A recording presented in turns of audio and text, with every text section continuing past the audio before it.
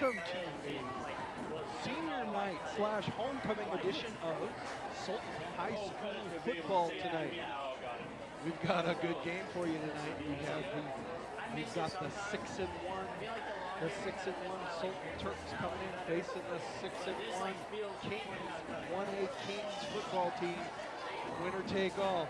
The winner of this game has the driver's seat for the #1 seed going into the district playoffs for Sultan. I'm Coach Brian, and I'll be joined by a multitude of different people on the air. I have Laura and Elena down there on producing with a whole bunch of new producers today. I hopefully we'll have a chance to get them on. We've got some senior festivities coming on, so we should go ahead and show. We're going to do the captains here. We're going to do the point toss, and we've got some senior activities coming in. When each senior goes out, I'll say something special about that senior, so you guys at home can have that information. If you're watching this on demand, seniors, thank you for your time that you've spent here at Sultan High School and playing football at Sultan. One of my favorite things in the world is it's Friday Night Lights, and we're here, and it's Friday night. We've got a whale of a ball game for you coming tonight.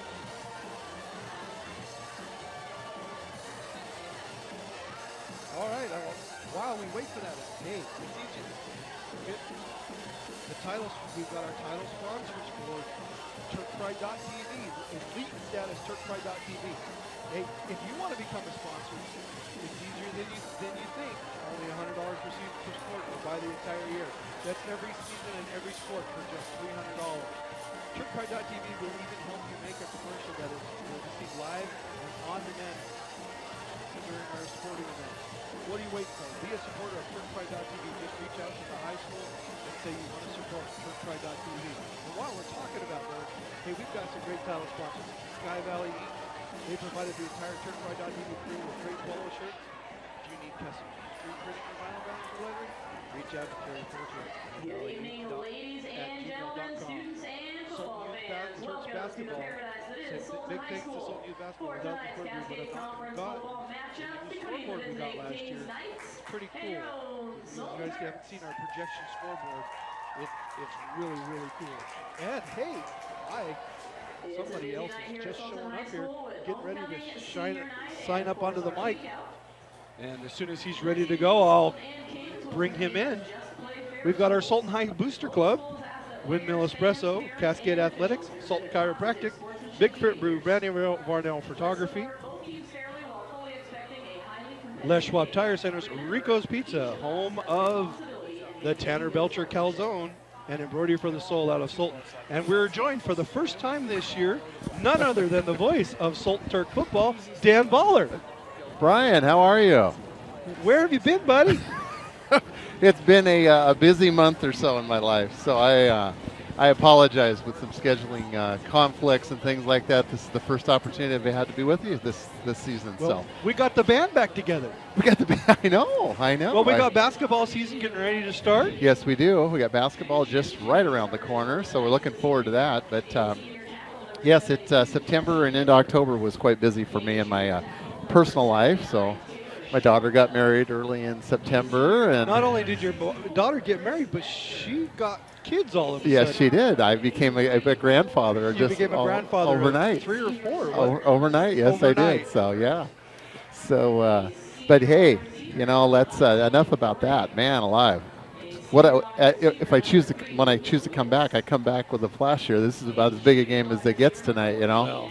Well, if you haven't noticed, we've got some new traditions that started this year. Okay. The Snohomish County Sheriff's Department, East County Precinct.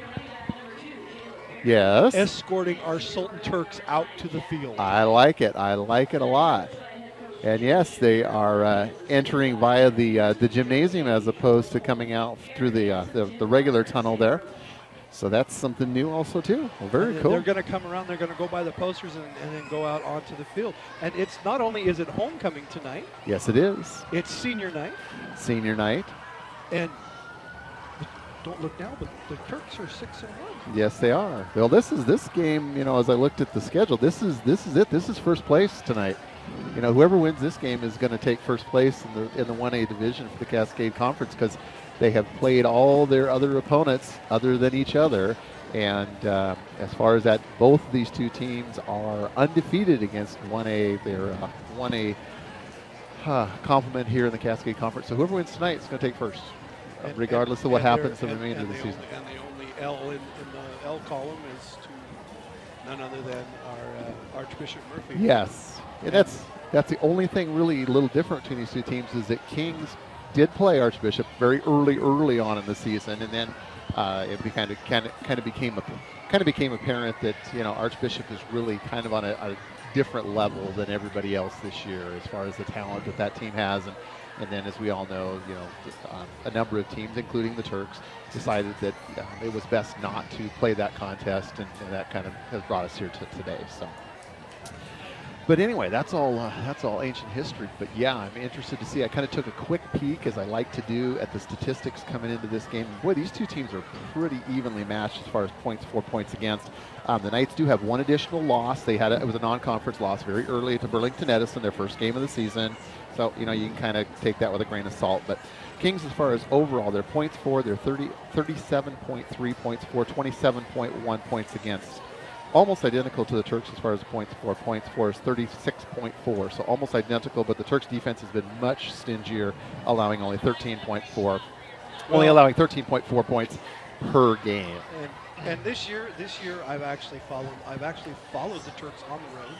The only game on the road that I've missed this year has been the game at South Whitby, because they moved it from Friday night with the power outage yes.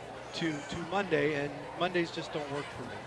Yeah, I saw that, and I hadn't heard until afterwards that the game had been postponed. I know that it was a little stormy on Friday night, but I thought, well, it wasn't that bad. Why didn't they play the game? And then I found out they had a power outage. They got all the way over there, I guess, and then there's power outage. So then they actually rode the ferry over in the phantom winds. But they took care of them handily. So that brings us, like I said, to tonight. I mean, you got two undefeated teams in 1A. I think that other than that one blemish, the Turks have scored over 35 points, and they're averaging over 40 points a game right now on offense. Looking at the statistics, this should be a very high-scoring game for both teams. Both these teams like to put points on the board. Well, and now the Turks defense, like I said, has been definitely stingier than the Knights defense has been so far this year. So it'll be interesting to see if that holds. This will be the first test that the Turks have had against a team that likes to throw the ball. Yeah. This will be the best. The quarterback for Kings will be the best quarterback they've faced so far this year. Yeah.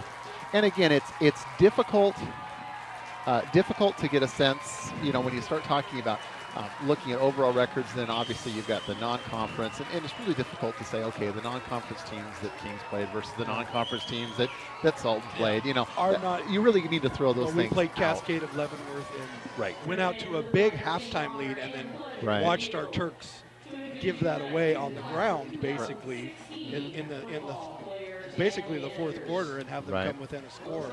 And it took an onside kick recovery towards the end. So, and then you say, okay, well, the Turks, the only game they've lost is the game that they ended up forfeiting to Archbishop. Kings, the only other game that they've lost is to Burlington Edison. Burlington Edison traditionally has a very strong program up there. So, it's difficult to say the non-conference versus one team versus Turks versus the Knights. But I think all that's kind of academic at this point. It really just comes down to two teams. There's two teams left in the 1A standings here within the Cascade Conference. They're both undefeated. They're both here tonight. Whoever wins gets first. Whoever loses gets second. So both of these teams, win or lose, they're going to be into the playoffs. And I don't know about you, Brian, but I haven't lived in the Valley as long as you have. Been here almost 10 years, and this is the latest in the year that we're talking about the Turks in contention to win first place. I mean, it is. It's the first time in my memory. The league has changed. They were in the Northwest League when I first got here, and then the Cascade League was created. Okay. And it's got a whole lot of. This is the best team that I've seen. I'm not going to say it's the most talented, because I don't think this is the most talented team that they've ever had. Right. This is the best team that we've ever had that in the last 16 years.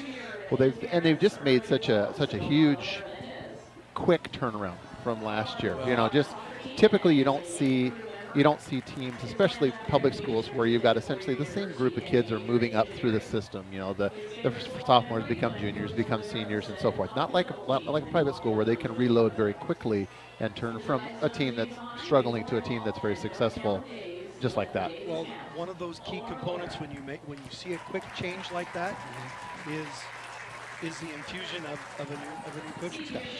And it really speaks to that. It really does. You know, and whether the kids just respond, you know, a different coaching style, and just really respond to that. There certainly wasn't anything wrong with what the previous coaches were teaching. No, please don't interpret it meaning that. So, no, but these kids have bought into the philosophy, and they only know one way to play. And I'm putting myself out there to criticism in the statewide and in the local media when I say that these kids, best team that Sultan's had in years. And despite the controversies that you've seen, Sultan made the right decision to do what they did. And I want to get that out of the way right away. Sultan made the right decision. That's Brian's opinion. Not Sultan School Districts and not TurkPride.tv. Okay, that's my opinion. The opinions expressed are solely those of Brian Atkinson. If you want to tweet me at Coach Brian, BRYON at Twitter, and tell me I'm wrong, go right ahead. Oh, see, there you put in a plug again. See, you're back. Yeah, how many followers? I am at 130 followers now. Wow. Because you were stuck at that under 100 there for quite a while. You've just surged ahead. Well, I surged ahead. I expanded to political and esports and other things. And Very good. I'm a sometime political blogger. Wow. Are you running for political office here this in November? Are you running? Not right now, but if you running for president? If you want to write my name in for president, if I do get elected, I'll go to Washington and take care of it. There we go. Brian Atkinson. Dave Moon comes and joins us. Dave Moon in the house. Dave Moon. He has a Hawaiian/Seahawks shirt. It's a Seahawks. I love it. I want some more of it. Yeah, that's very good. So, Andrea Fuller, our PA announcer, continues to recognize our seniors because it is senior night. And we are wearing our favorite jerseys tonight, the ones that your and my eyes cannot tell who's who. Yeah. I see we changed the helmets, but the jerseys are still the same. This is the first time they've worn them. They've always worn the blue. Yeah. The blue with the white. Are we doing okay here, Mr. Moon? Oh. Dave's coming up and telling us we need to get to work here and quit talking. That's what we do for a living. Oh, that's true. So we are just talking. That's what we do, right? Talking. Are we sounding okay down there, David? Oh, good deal. Well, we both have faces made for radio, so that's... Absolutely. Absolutely. It's good to be back, Brian. It really is. I've missed... Well, we are just a few short weeks away from basketball. We are from basketball, and then I think, again, I might be speaking out of turn here a little bit, but if the Turks do take first place, a home playoff game in football, is that right? If we win first, we would probably have a home playoff game? I don't know that for certain, but I believe so. I believe that means that at least one home game before we go further on. So that would be exciting because that's been a long time since the Turk fans have been able to enjoy that. Good-sized group assembling themselves tonight. I know I had a hard time getting in the parking lot. There was cars were backed up getting into the parking lot tonight, so that's a great sign. It's great to see the stands full here at Sultan High School for what should be an exciting game tonight between the hometown Turks and the visiting Kings Knights. So for our fans that don't know, again, Kings is a private Christian school. They're in the North Seattle shoreline area. Traditionally have a very strong athletic program, both football and basketball, do very well. And have kind of had the Turks number for a while. So tonight could be some payback. The last time we beat 2007. Wow. 2007. We went to Camera two two Kings, down. and it was at Shoreline Stadium because they were renovating their new field, Uh-huh. and we put 50 down on Kings. Wow. Um, But that's been if you guys remember, Robin, 9 years ago. that was the coming out party for Robin Nyan, Uh-huh. who went on to play college football as a receiver at I believe it was Willamette University. One of the few. He wasn't Division III, but Right. yeah. Anyway, but hey, we are going to stand for our national anthem, done by our world famous Sultan Turk marching band. And our senior announcements are our starting lineups this evening. So if you would stand, face the east end of the stadium.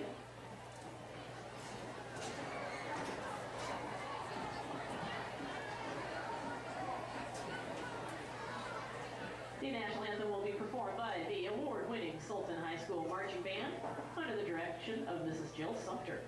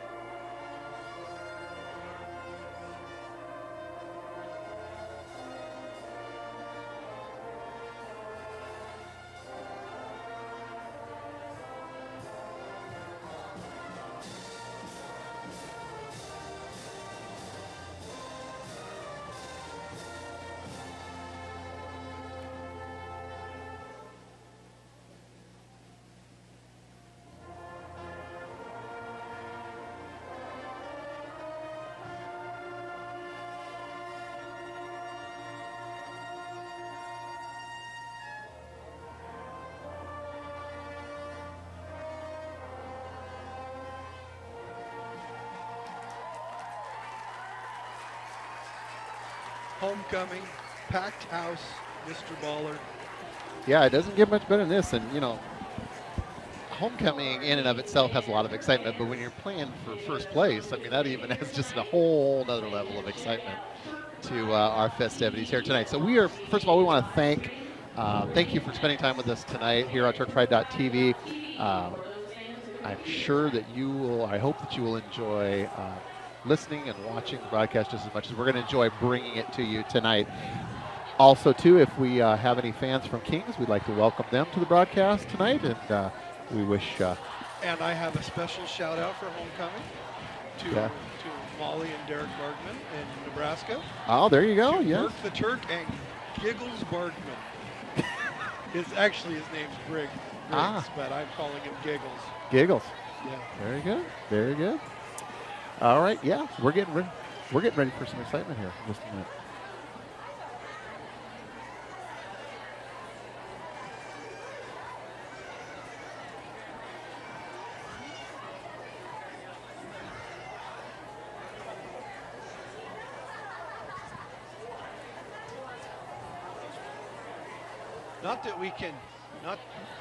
Not that we can tell the numbers on our Turk. Yeah, players, but yeah, exactly. so we're wearing I'm just asking Miss Fuller, who's not on the mic right now, but didn't we protest last year and say you can never wear those again? I think we made a mistake. We should have kept the old helmets and got new jerseys. I think is what we should have done. The helmets are different, but the jerseys are the same. I would have voted to change the jerseys and keep the helmets. But anyway, be that as it may, we will do our best to identify players that are making plays out there tonight. I think I've watched enough Turk football this year that I can tell you who they are by their body shape. Well, I'm going to rely on you, Brian, because unfortunately I have not had as many opportunities as you to get to know this team, but I'm excited. I'm excited to be here tonight. And guess what we have coming up? I don't know. A Windmill Espresso Kickoff coming right up. Oh, there we go. Windmill Espresso Kickoff. See, when you miss all this time, Dan. I know. You know. I know. And if they were paying me lots of money, I would feel guilty. But our poor listening audience had to listen to me by myself for a couple times this year. You know, but it's interesting this year. We had a small home schedule, and then with the Archbishop game not happening, there hasn't been a whole lot of home football. Only 4 games. Yeah, so, it's only 4 been, games scheduled. I mean, and this is it. The Turks are got 2 more away, right? They've got Lakewood and Granite Falls left to play. Actually, Lakewood has left the Cascade Conference. Oh, I'm sorry. I apologize. You are correct. They left in protest over the reclassifications for the football-only league. There we go. And they took their whole school and went to the Northwest Conference. I had completely forgotten about that. You are correct. I know. So we've got. And that feeds into more of the drama of everything else that's happening this season. It'll be interesting, yeah, because obviously the big question is Archbishop and what happens with Archbishop, moving forward next year, and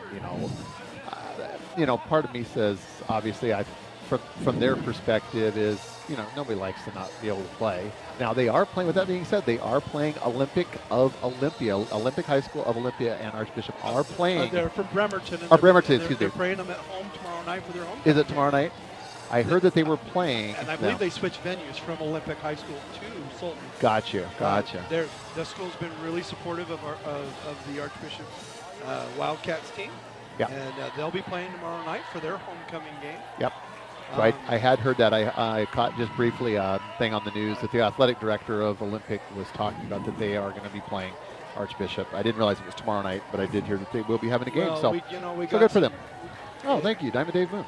And along those news, I do know that right now the WIIA is looking at letting them next year that they'll have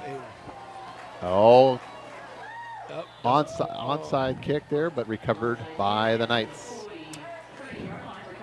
Yes, it'll be interesting to see how that all shakes out. Obviously it's not in anybody's best interest to have a team placed in a division where others don't want to play them and they don't get to play. I mean, that's a lose-lose situation for everybody. Yeah. Well, from what I've been able to glean, they're gonna do they're gonna be a independent next year, and it's gonna be a pitch to the left. Pitch breaks through the first and right out to the 50-yard line. Good for about 4 yards on that. So kind of similar to, again, and I'm not sure whether they still are. I know Notre Dame was an independent for a long time and just played a floating schedule, basically. And for football, they still are. They still are for football, okay. And BYU is in the Big West Conference for everything else except football, and they're still independent. Yeah, so they get an opportunity to kind of. 4 coming up. Oh boy, that was a quick one. That's a quick hitter. Yeah, got to the quarterback. It's going to be a long day if we're going to give up 5 or 6 yards a carry. But this is the way it started off against Cedar Crest. The offensive line came out, and then after the first quarter, the 0-0, the Turks really went out. Really took it to them at that point. Yeah, I saw that result at Cedar Crest, and Turks handled them easily, it looked like, as far as the final score. It wasn't easily, I'll tell you. So the game was closer than the score indicated? They had 3 passes intercepted. Tanner Belcher almost had 4 of them himself. Handoff over the right side, breaking free, into the second lane. And I have a feeling that down to about the 22-yard line. That's number 2, Caleb Perry. Very quick, shifty runner. He's definitely got some quick moves. He is a 5'10", 167-pound running back safety for the Kings. And it's just... Yeah, Turks are going to have to get some contain and not allow him to get outside. The defensive end has got to contain on that. And here comes the pass. Pumps, fakes, goes to second. And over to second receiver, number 3, makes the catch on the left side, down to about the 15-yard line. So the Knights are moving the ball pretty effectively here on their first drive. So Turks obviously are going to have to tighten up the defense and giving up pretty big chunks here early on in the first quarter. 10:30 remaining, no score for those of you just joining us. Homecoming 2016, the hometown Turks versus the visiting Kings Knights. Well, most their linemen are all over 220. going to have to get in those gaps, guys. Coming out in the pistol formation. Yep. Right And up hand the up middle the middle. Just pushing, just moving the pile, moving the pile. And that's good for a first down.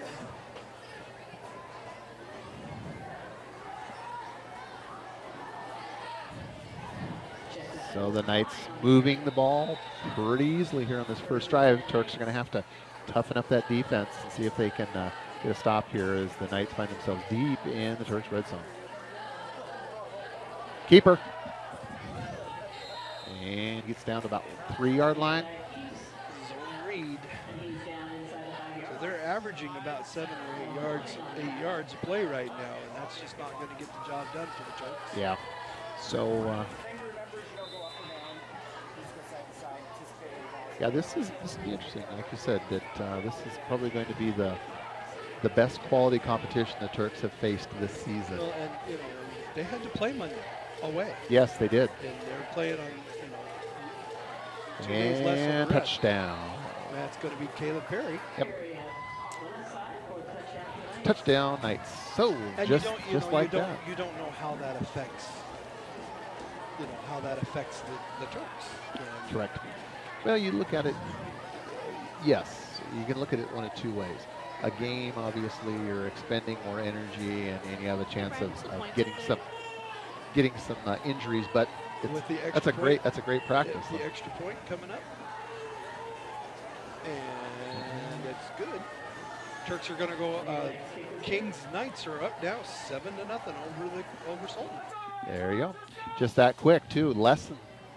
And there's Jen, the lovely, talented Jen Moon. Jen will be with us probably for basketball coming up. Because yes, she's nodding her head. She's very excited. I was going through the archives, and Jen and I did a game by ourselves over the last year. Now, she's really good. She is. She is. We can't let her be here too often because they'll want to get rid of us and have her instead.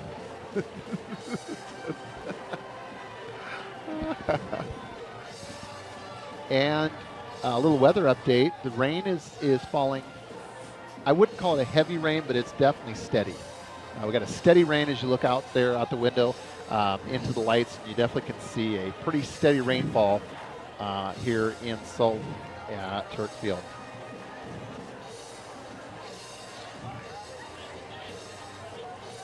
All right, so the Turks are going to get their first opportunity on offense here in just a moment as they line up to receive the kick from the Knights. Oh, we got a Windmill Espresso kickoff coming up. Yes, we do. Windmill Espresso, a longtime sponsor of TurkPride.tv.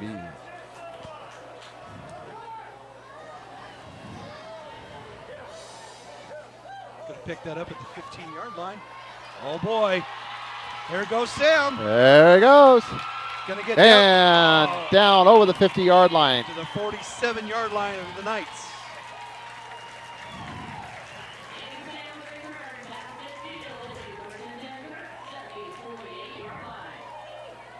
All right. Tanner Belcher in a cloud of dust. Yeah.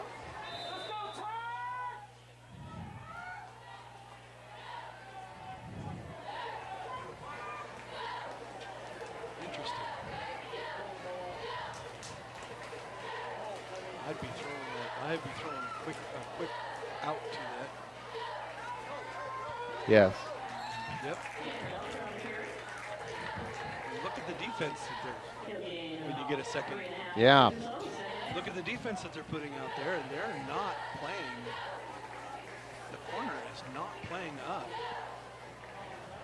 Got a good-sized defensive line. I can see that the Turks are going to have some challenges in possibly running the ball tonight. It's a pretty good-sized defensive front there for the Knights. One block away to the left on this one.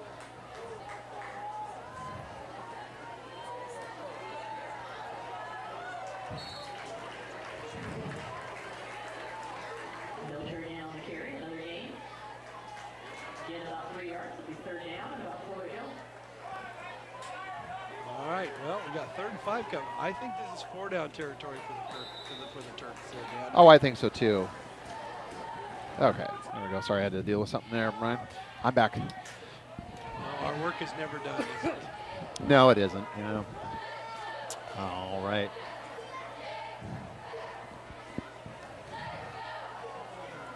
Belcher's met at the 40-yard line, going to make it 4th and 2. Yard and a half short. So here you are. First big decision of the game right here, Brian. 4th and 2 from the opponent's 40. At this point, you go for it. Yeah, you're really in a tough spot here. You don't want to punt, and play defense. I mean, certainly you could sure pin them way back there, but I think early on here you go ahead and go for it. See if you can pick up this first down, keep this drive alive. Well, you just gave up a score. You don't want to go out and just give up. You'll probably see him with a sweep to the left. Oh, he's going to get it. Yeah, oh man. Tanner Belcher in a cloud of dust. Good Pounding for about his way. 8 yards. Nice run. Nice run by Belcher. Pounding his way, moving the pile. Can you believe there's only 7 minutes left to go in the first quarter already, Dan? Well, they've been running the ball a lot, so you run the ball, the clock keeps running as well too. You don't have those incomplete passes and nothing to stop the clock. So yeah, already halfway here through the first period.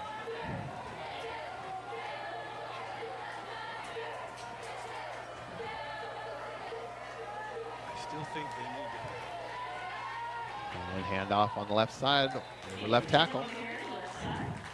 Sam gains a couple. And about 3.5. I think he should have busted that one outside. Yeah. I want to see him break outside and get him to use his speed and quickness around the edge.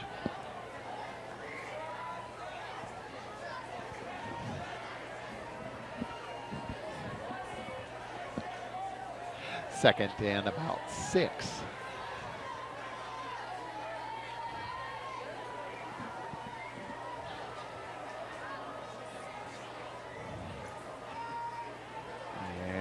Sam to the left. Again. Oh, bounces off the first one, but then gets tackled by a whole host of Knights. So I think it's safe to say that the teams, the Turks, are now far enough away to where their numbers are almost indistinguishable at this point, Brian. Well, we just know because we've watched them all year. Well, I have. Right. You haven't. No, I have not. And I'm not going to let you live that down here. for a while. I know. I'm a slacker. What can I say? Oh, you know what? Your daughter getting married takes precedence. Well, it was just that, and it was just, gosh, I had, a couple other commitments on Friday nights. It was just a very September and the first part of October were just very busy in my personal life, so I do apologize. Yeah, there you go. Nice run. That was Noah Fleming. Oh, Zach Zorns. Yeah, Zorns with a nice run. So both these teams really have been just pounding the ball. One of the keys, one of Coach Brian's keys to the game is for the Sultan to slow the game down. The other key is no turnovers. Right.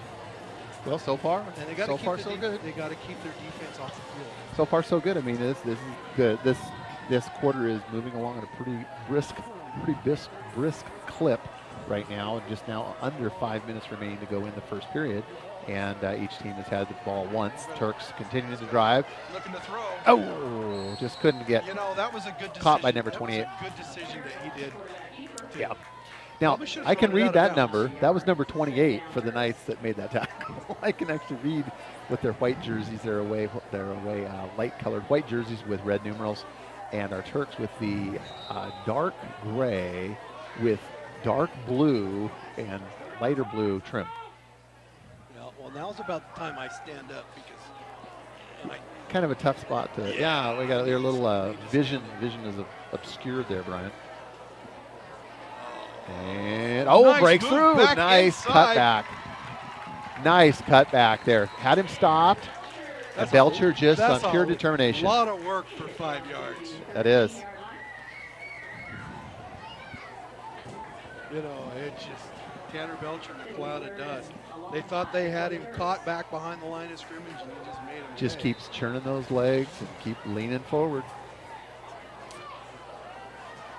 And if you went for it at 4th down before. You're going to go, well.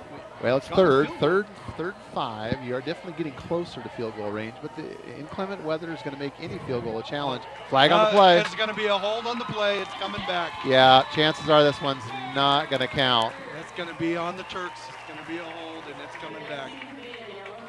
Yes, it is. So most likely that's a place where you typically would see a holding penalty, and that's probably why he was so easy to get into the end zone. Oh, illegal motion against the Turks. All right. Late on the flag. So that negates an excellent run and 6 points for the Turks. So they'll back them up 5 and try that again. Well, the good news is that it wasn't holding that got him that free. No. That nice hole opened up, and he hit the hole hard and broke through for a touchdown, but unfortunately that will be called back. Well, unfortunately, the playbook for 3rd and 10 is not very big. They're going to. Oh, he's going to be able to throw it in the flat if he has a chance. Or the flat would be over to the left. And handoff on the right side, bounces out. Oh, good job. And nice run, but it gets stacked up by a big pile. Looks like the ball went on the ground. It's going to be really close, Brian. It's going to depend on where they turned the ball over. Yep, Turks still have the ball, but it's just see where the placement is.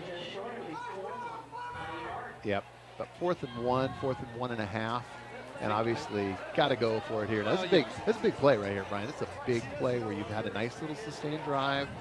You've got down deep in the opponent's territory, and you got to come away with points. You've got your big center out there. Got to come away with points. Center's one of your best players. The center out there is one of your best players on the field. Quarterback sneak. Oh, blitz. We jumped. Either violation of the neutrals on the legal motion. False start. All right. I saw the linebacker crashing in there. Thought maybe he got into the neutral zone prior to the snap, but no, it is against the Turks, and so now it makes it even more challenging. Where you're looking at about 4th and 5, 4th and 6. Rocket leg, Valera. So all of a sudden you take yourself out of an opportunity to score 6, and you need to settle for 3. And pretty good sized field goal here. And Valera. Off the crossbar. No. Wide left. So all of a sudden, Brian, a penalty, 2 penalties negate. First of all, a touchdown, and then second one negated an opportunity to push for a touchdown, and you come away with nothing. So that's as you look back, that could be a big point here in this game. It's definitely a momentum. You marched all the way, you marched from the 50 down to yeah, from the 50. But still, I mean, they put together a nice drive, a nice initial drive, and then for it to stall down, it's just inside the 10-yard line is tough. And now we need a stop or a turnover. Yes, you do. So the Knights take over the ball. Quick stop there. And again, just continuing to bang away here. Well, and I hope the Turks have fixed, because one of the things that I saw at the Cedar Crest game was we were susceptible to passes down the middle and down the seam. I think the Knights have only attempted one. They're 1 for 1 so far. They've really not shown too much of a desire to throw the ball. However, they're running 3 wide receivers in a spread formation. Terry again. Big 3rd down coming up. And I think what you have to do is you have to keep them honest and with those receivers, and so that does spread your defense out, and it gives them an opportunity to run the ball, as they've been pretty successful in doing thus far tonight. And now it looks like the rain is temporarily stopped. No, we still got some sprinkles. Yeah, but definitely has slowed down from what it was just maybe 10 minutes or so ago. Here comes the pass. And there's the pass. Oh, nice tackle. It's going to be good for the 1st down, though. Yes, knocked him back, but forward progress is going to be good enough for 1st down. And we're down within 1.5 minutes left, Brian, of the 1st period. Turks trailing the visiting Knights 7-0.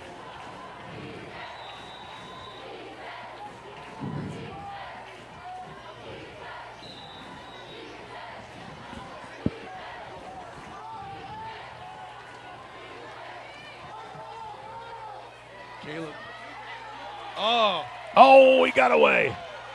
Oh, reversing field, back to the other side, breaks another tackle. And still on his feet. Wow. That was just nice individual effort there in what should have been a tackle for loss. Turns into a first down. Sargent had him in his sights over there on that left side, and somehow or another he just couldn't hang on. Sargent's going to step out of the game. Looks like his ankle's hurting a little bit there.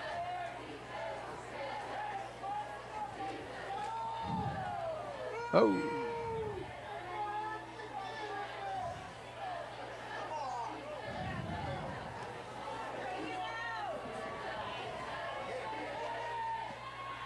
And breaks free, and it's down inside the 30-yard line.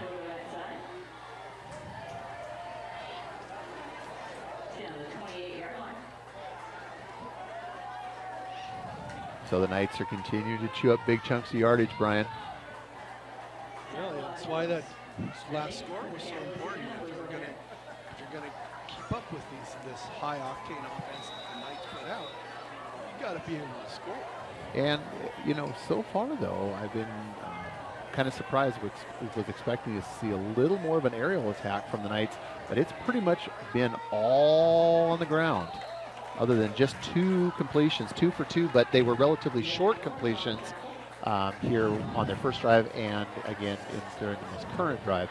But for the most part, they've been able to run the ball very effectively so far. And it looks like we're going to tick down to the end of the first period with the Turks trailing the visiting Knights 7-0. So we've got some sponsors. Brian, you want to recognize some of our sponsors here for us? Well, we always like to recognize our sponsors here at TurkPride.tv. We've got Rico's Pizza and Gold Bar. We know where that's at. We absolutely. That's pretty. We turn right there to go home every night. Every day. Every night. And then on a Sunday afternoon when the traffic going west is bad, Stop at Rico's. We go drive down to Rico's from our little neighborhood. Grab some pizza, get out of the traffic, and get something to eat. You don't have to have traffic to get pizza at Rico's Pizza. No, that's true. But it's a nice respite if you are stuck in traffic. If you are stuck in traffic, you want to make sure you have good tires from Les Schwab Tires in Monroe. Yes, you do. Yes, you do. We also have Sky Valley Inc. Sky Valley Inc. Sultan Youth Basketball, Turks Youth Basketball, Sultan High School Booster Club. Of course, our title sponsor for Windmill Espresso. Windmill Espresso. I think I see Dave and Jen Moon there like every day. Jen's standing behind me right now. She didn't hear me. Do we call it? I think we should just call it Moon Espresso. You know? Well, they wouldn't be in business without them. This is the point where I barge in. Diamond Dave Moon, is that Jen you? literally spends half my paycheck at the espresso stand. Now, David, I do see your the lovely brown vehicle there on a frequent occasion too. Well, you know, I have to drive that brown vehicle because Jen spends half my paycheck. The 1986 Celebrity is why. You have to drive the $300 vehicle, right? Oh, your lovely wife's now. Here's a perk that week. She heard her name. She's like, he says he has to drive. He has to drive the brown car because you spend all of his check on Windmill Espresso. Meanwhile, there is a football game. The Knights are at 3rd and 1 on the 21-yard line. I thought his car cost $50. I think it was a little more than that. A couple hundred. Oh, there's a pass. Oh, hit right off his helmet. Hit off the helmet of the Turk defender. If he'd have turned, it'd have been an easy interception, but he just didn't get his head turned in time. That was a good moment to throw there for the Knights. They've still got 4th and 1 coming up now. So this is almost the exact same place the Turks were in their prior drive. 4th and 1, just about this same spot. Well, this is where one of those interior linemen, they've got to step up. Got to make a play. Got to make a stop. And they did. Oh, yes, they did. Yes, they did. He is short from where he's marking that ball short. And the Turk defense comes up with a fantastic stop.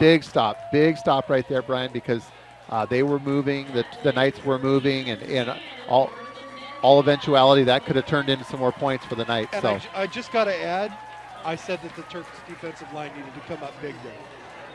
yes, you did say that. Okay, Yeah. so I'm done patting myself on the back. Yeah, Brian, don't hurt your arm. You might strain the muscle in your shoulder, patting yourself on the back there, big guy. That's how I got injured last time. Now, we don't want you to claim that against L&I because you're not insured. We're not insured here on Turk Pride. No, we're not insured here on Turk Pride.tv.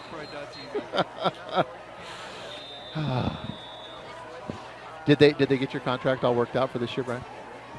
Did you get your contract all worked out? For TurkPride.tv? Yeah, of course. I'm getting paid as much as I was last year. Are you? Wow. It's amazing. We can even go on the air having to support a tremendous salary. Hey, guys, I thought I'd take a second and introduce the team you got working behind you tonight. Yes. You got a full boat. A cast of thousands. A cast of thousands, bringing right. This to you. I hear we got new blood this year. We have so much new blood. We have 19 people running TurkPride.tv this year. Wow. At least that's what showed up on the list. Everybody wants in, right? Everybody wants to be part of the fun. Yep, a lot of noobs. So we have, right now we have Catherine Hubbard being your video director. Hello, Catherine. We have Kristen Alls being your producer. Welcome to her. Elena Posey's your executive producer tonight. Elena's now moved up to executive producer. Wow. I want you to know, I suggested that. We can say we knew her when, right? That's we knew her when. She was just a freshman, a bright-eyed freshman. Well, we purposely kept her fresh this season, this sporting season, because we wanted to work her. Another illegal procedure on the Turks, I believe. We wanted to work her butt off for basketball. Yes, and those wrestling tournaments, right? And the wrestling tournaments. And those wrestling tournaments. Those all-day long wrestling tournaments. We've got to have Elena Posey for the sound effects. Yes, Elena is the queen of the sound effects. All the buzz down there. All the buzz. But that's winter sports. We don't want to get ahead of ourselves now. Well, now we got 1st and 15 coming up. Another false start by the Turks there. Well, it's great to have student involvement because, again, TurkPride.tv really is about the kids and allowing them to be an integral part of bringing these broadcasts to you. Brian and I, we just stand up here and talk. I thought it was all about me. Brian, why am I not surprised that you thought that? No. That's Lord Byron Atkinson there. His lordship. And we also have Cora Bean producing tonight. Oh, interception. And dropped, and then picked up again by the Knights, continuing to progress. And very inopportune time for an interception right there, Brian. One of the keys to the game. We just couldn't turn the ball over like that. So, Dave, it's great to have new students being part of TurkPride.tv. It speaks to how much time and effort you put into making this production what it is today. Even better is they're freshmen. Right, exactly. Dave's liking that. And I just realized I should watch the screen before I interrupt. No worries. No worries. Oh, Dave, it's all about you and you and Brian. So I'll make sure I interrupt you when there's a play going on out there. And pitch to the right, Perry, and touchdown. And just like that, Turks now trailing 13-0 with the PAT upcoming. So, Brian, do we happen to know for winter sports, are we going to be on the same format it was last year where we had the doubleheaders, the boys and girls doubleheaders? No, it's going to be a mixture. Okay. We've got a couple Wednesdays in there, a couple Saturdays in there. We've got a couple of Friday night doubleheaders. Okay. And point after touchdown, snaps high, and picks it up. And the quarterback, and he's down. All right, no good. And score remains 13-0. Turks trailing the visiting Knights. So, Brian, you were saying about the format. Yeah, for the basketball, we're going to still basketball have format. Some Friday night doubleheaders. Okay. We're going to have some Tuesday nights, some Thursday nights in there, some back-to-back nights. It's all over the board on that. Yeah. Do you like that format? I like the doubleheader format because I can take the whole day off work. There you go. There you go. But I'm going to point out to you, Brian, that we all felt that the season went by so fast with the doubleheader format. It does. I would agree with that. Is that the nights that we broadcast was a lot of fun. They were long. I mean, it did make for a long evening. but there just wasn't that many opportunities. You had far fewer opportunities. It seemed like the season was over really quickly. Like I said, I said it was all about me, so. Yeah, that's true. Just That's true. And Jen's rolling her eyes at me over here. The lovely and talented Jen Moon still up here in the booth with us. We've offered her a headset if she'd like to jump on, but she said no. She's just content to stay warm. She's content to stay warm in the booth here. It's chilly outside. Well, tonight's going to be a long night.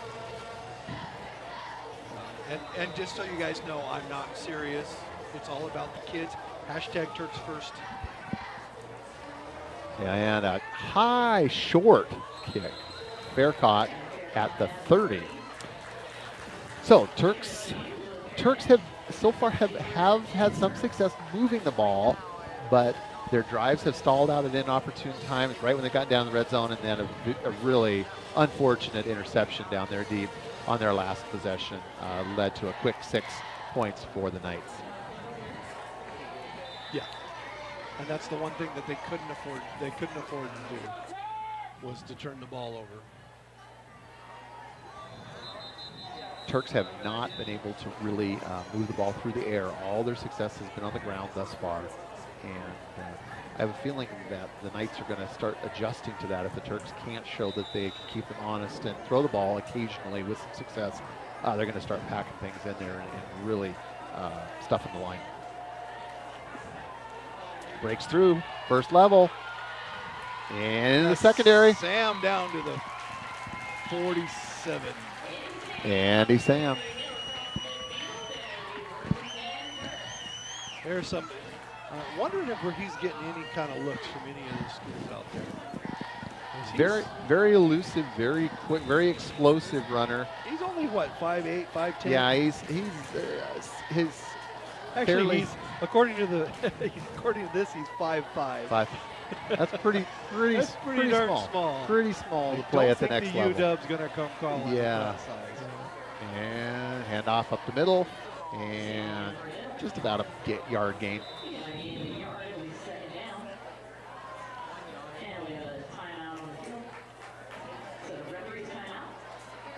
And officials timeout, and they'll go over and talk things over on the sideline. So 10:26 remaining in the first half. Turks trailing 13-0. Thoughts so far, Brian? Well, we've got to move the ball, take the time off the clock, and then we got to stop them and get the ball back like we did on defense that one time and score again. And I think, of the things, the keys that you just mentioned there, I think the Turks have done a good job in slowing the game down. I mean, again, Belcher goes beast mode. And again, we're 13 points for these two teams, having a total of only 13 points here in the first quarter is pretty low, really, for two pretty explosive teams. Having scored just 13 points between the two of them in the first period is a little surprising to me.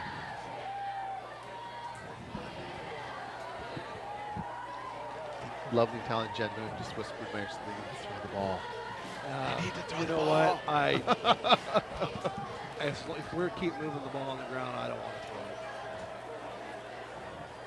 it. And off. Oh. Nothing there. No gain. So now you got fourth and 5 near midfield at the 45-yard line. Yeah, you wanted to be on time on that and get at least 3 or 4 yards on that. Yeah, you got just a little too deep. He faded too far deep. By the time he made his forward progress, he essentially was caught behind line scrimmage. Probably got a punt here. And they are. Looks like they're going to draw back into punt formation and take the safe. They don't want to give the Knights a really short field. They're going to try to pin them deep and make them go a good 80+ yards. I don't see anything out there that's indicating that they can throw this. Well, and kicks away. Bounces at the 20, bounces at the 15, and settles down at about the 12-yard line. So they're going to have a long field. A longer field, yes. A longer field, yes. Than the starting field position has been pretty good for both teams so far tonight, but this will be the first full field that either team is going to have to undertake to see if they can score. So yes, winter sports coming up soon. basketball, wrestling. Be busy season. Your favorite season, Brian. Brian's nodding his head vigorously. Wrestling season's coming up. Wrestling. And off to number 2. Breaks a couple tackles. Oh, almost got loose again. Breaking a couple tackles. You could say that almost every time he touches the ball. Yeah, very elusive, Well, very quick. The Turks are stepping up their game a little bit. I have it on. I'm hearing rumors that we're going to go to Lake Stevens and wrestle against Glacier Peak High School and Lake Stevens in a double duel with Cascade High School of Everett. Wow, So that's stepping it up. Lake Stevens is a very prestigious team, has a great wrestling tradition there at Lake Stevens. And the Turks, the Turks they've got one of the best wrestling programs in the state right now. Yep. Yes, they've definitely earned well-deserved respect in the wrestling community statewide here at Sultan. Glacier Peak always has a tough squad.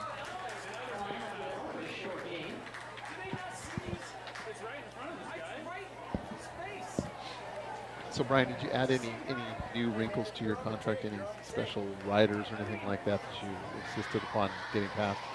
Well, just generally bringing cheesecake to the games. Cheesecake to the game. Dave, did you hear that? Oh, Dave. Dave, okay, did you hear that? Buy it from the store. Yeah. The Cheesecake Factory sells really good cheesecake. You can just bring that. I like the key lime. Are you guys spending my money again, or is Jen spending my money I'm again? spending your money for you, yeah. Brian said part of his contract is he gets cheesecake. Jen has to bring cheesecake to each game. So that means it's on you, big guy. Trust me, it's always on me. It's always on me. I'm just putting it out there. I'm making stuff up as I go along. I'm confirming she can't hear me, right? No. No. Oh, how's things down there in the booth, Mr. Moon? Really good. We swapped out Kristen, and we have Elena. Elena, executive producer. Yeah, Elena. technical director. Technical. Director. I'm sorry. Excuse me. Technical director. Well, that's a good position to have. And we're getting some. Is Catherine Hubbard still running the video board? She is. And timeout. She's doing a great job too. She's Kate. really paying attention. She is focused. Well, that's because she's a volleyball player. Elena says you guys talk too much, by the way. Oh, I heard. Well, I have. That definitely is in my We have contract. to talk. paint a picture with words, right? As the great Vince Scully used to say. It's just a different broadcast when you're here, Dan. It's just a different broadcast.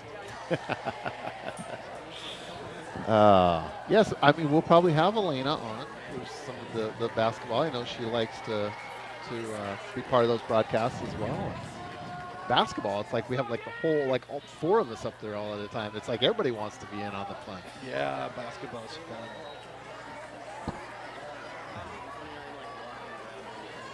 All right, we're just about back to action here. Both teams return to the field. 6 minutes and 22 seconds remaining in the second quarter. Turks trailing the visiting Knights 13-0. We've got a big third down coming up, 3rd and 10. Brian, that chair's about ready to topple over. Somebody needs to get rid of this chair. It's a safety hazard. Roll out to the right, stops, throws, out of bounds. Yeah, fans, you can't see this at home. Brian's sitting to my right, and he's in this chair, large chair with arms, that is thoroughly broken. It's leaning, listing badly to the right, about at a 45-degree angle. I'm about to slip a disc, you know. Brian's going to stand up now. Yeah, that chair has seen better days, Brian. I think it needs to go away. You know, I think at the end of the season, I'm going to take care of that chair. And it's going to involve a sledgehammer. a push off the roof, basically, or something, Hey, right? you know what? We will auction that chair off, this broken chair, and all the proceeds will go to turkpride.tv. Are you going to, like, autograph the chair? I will do whatever you want. I'll even break it in front of you. Wow. Hey, guys, how much time do we have left? We got 6:16. 6:16. In the second period. So you too could have a broken down old circa 1990s chair with Brian Atkinson's. Nope, nice punt actually. And it's going to bounce. And it's going to go to the takes a side. Turk bounce out of bounds And at out the of bounds. 35-yard line. 35. We want to express our gratitude to some of our sponsors here on TurkPride.tv. Cascade Athletics, your one-stop source for all WIA athletics scores and statistics. Please jump over to the website. They've got lots of good information. It's the source that I use for preparing for these broadcasts. Sultan Chiropractic, Dr. Koppel. We appreciate all the work that he has done. In that chair, you're going you to need to go to see Dr. Koppel. Brian will be going to Dr. Koppel. Yeah, as it lists, they'll say, Brian, your back is like twisted in a 45-degree angle. Dr. Koppel will get it taken care of. Hand off left side. Sam to the left. Andy Sam.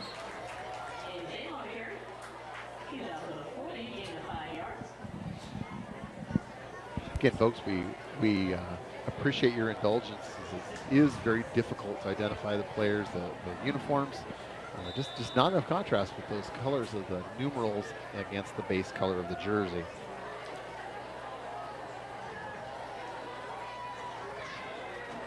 Well, Tanner Belcher back in the game. I wonder what they're going to do. Tanner Belcher left or Tanner Belcher right? Yeah, Belcher's definitely a big. Oh! Now the ball hits the ground. Fumble, scramble. The Knights are signaling that they have it, but no official. And it is a turnover. Fumble recovered by King. So another mistake, Brian. Interception down deep. Turnover. Penalties. Now be ready because they're going to go in the air right now. Yeah, I think Kings is going to try to. They definitely want to try to get another score on the board here. Just a little over 5 minutes remaining in the second period. They'd obviously would like to go in up by 3 scores. They're going to throw here. 2 receivers, right, 1 left. Ball's Hand on off. the Oh. You know, it looks like both teams are struggling a little bit with hanging on the ball now. It is raining, but lightly, very lightly right now. I would almost just ball boys and you've got ball boys and towels. Yeah. The conditions are not that bad right now. And if you deflate the ball a little bit, it's easier to hold on to. Do we need to talk to the New England Patriots about that? Or? No, we all know about that. Is Coach Belichick here? Should we talk with Tom Brady about that? I destroyed my phone after. Is Tom Brady here somewhere? Perry. Oh, nice. Oh, breaks a tackle, breaks a second tackle in the open field, breaks a third tackle, still on his feet and in. Wow. 3 or 4 broken tackles right there, Brian. And it started in the backfield. Is where those you're in the right space at the right time. He's not an extremely large or powerful, but extremely shifty and fast on his feet, and just making people miss. Really making people miss. Makes it hard. 19-0 with the PAT upcoming. Well, they're going to go for 2 here. There you go. Trying to get back that one that they missed earlier. And they're going to throw this, and it's going to go into the far corner. Nope. Pitch to the right. Oh, and he's going to be in. And he's in. And they got back the one that they missed before, and it makes it now 21-0 Kings.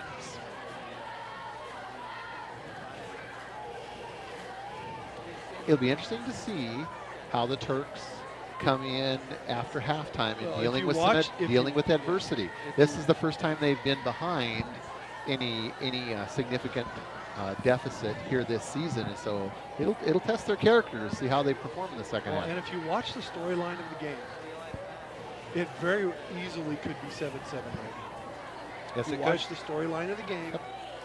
You take those turnovers away. You convert. You don't have those penalties. You don't have that touchdown called back. It could be 7-7 right now. Yep. And then the Turks will be right in it.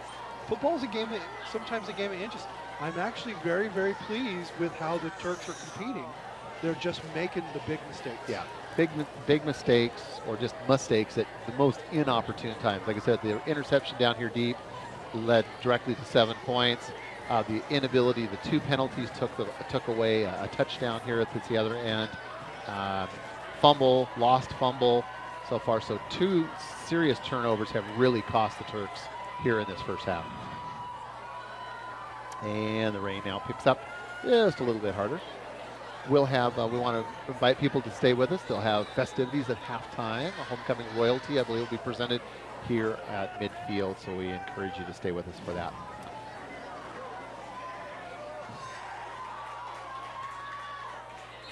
Well, and just for those, for you, us band fans out there, the world famous Sultan Turk marching band. Oh, yes. They will be performing after the game. After the game. Yeah, something new this year, so we're gonna stay here and bring you the. See, I gotta be around here more often. A lot of things have changed since I was here last. It's been 3 months. I know. I almost forgot how to get here. Yeah. If I didn't work here, I might have forgotten how to get here. Well, I've been hearing rumors that there's still a debate out on how much you actually do. Oh, hey, I was here quite late last night. We know. Breaks through for a tackle, loses his helmet. Perigo tackled and getting up slow. Yeah, he's up limping a little, but looks like he'll be able to walk that off. So loss of about 6-7 yards on there, bring up second and let's say 16, 17. I know we want to throw the ball, but Perigo is hurting on that. Yeah, Perigo took, didn't get hit super hard, just kind of landed. And he's limping at his right ankle. Just got hit very awkwardly, landed very awkwardly, and I think he came down, twisted his ankle a little bit there. And another sack. So wow, that was just busted right through number 79. The defensive line for Kings has decided that they're just going to, you've got to show up, guys. And well, the defensive line for Kings has got a significant size advantage. Number 72, number 79, they're both pretty big boys. And they're right in the middle of those defensive tackles for the night, so they're able to really stuff the run. I think that, as I had talked about earlier, Brian, the Turks have not shown an ability to throw the ball. So what are you going to do? You're going to pack it in the box, and you're going to bring some heat right up the middle and negate what the Turks have been successful doing, which is running the ball. I don't know if it looks to me like they're playing cover 3, which is three deep. All right, going to throw the pass. Looks like a screen. Yep, screen. Oh, nice job getting back to where he got to. Nice call there. A screen's an excellent play to call when you've got a lot of pressure right up the middle, because those linemen just are coming really hard, and they'll create that vacancy right between them and the linebackers. Diamond Dave Moon comes and joins us up here in the booth. Dave, with all these great new Tech Club students, you're going to be obsolete here pretty soon. We won't even. I know. He's like, I love it. Dave gets to actually just roam around and socialize a little bit. Rain picking up in intensity. And, I kind of do a little short kick. But he got a nice, takes a Turk bounce down to the 20-yard line. Nice bounce. Almost blocked, but he was able to kind of short kick it. And now the rain has picked up substantially, Brian. Raining actually pretty hard right now. If it starts to rain really hard, that makes it really hard to throw the ball. Yes, it does. Thank you, Captain Obvious. Yes. However, the Knights have had more success running the ball than they've had throwing the ball tonight. So hey, none of that here. They're back. Mr. and Mrs. Moon were sharing a kiss back here. Let's have none of that. This is a family show. All right, this is a family show. Nasty. Yeah, let's have none of that. No PDA. This is a family show, all right? Hand off and stuffed at the line of scrimmage. Just about 2.5 minutes remaining in the first half. Turks trailing the visiting Knights 21-0. Well, we're going to bring you the homecoming festivities, and you and I are going to take a break. Yes, we are. Well, we've been working so hard. I'm worn out. I got to pace myself there. I haven't been talking for 3 months. I mean, we got the band back together. Oh, on the ground, ball on the ground. Turks might have it. They're signaling that they may have it. And let's see. Now Knights Oh, Knights retain it. hashtag Turks first. And about 14 yards to go, 13 yards to go. Why would you not call a timeout here? Less than 2 minutes remaining in the first half. Those of you just joining us, it's been a frustrating first half for the Turks. Oh, now we take the timeout after we let 15 seconds go off the clock. Been a frustrating first half for the Turks. Inopportune penalties, turnovers, inability to stop the run on defense have all contributed to them looking now at a 21-0 deficit here as we are shortly approaching halftime.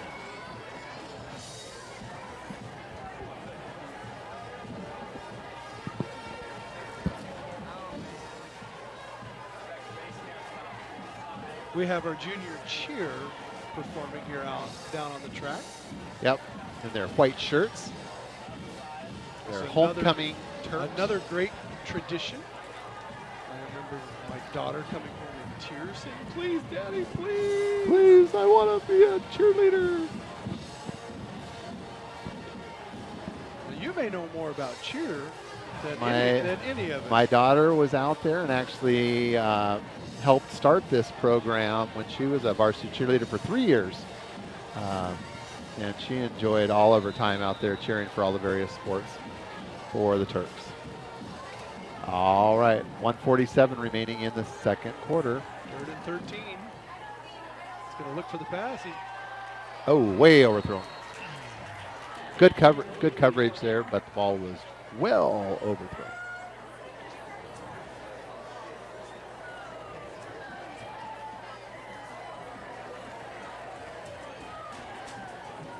Sam going to go deep.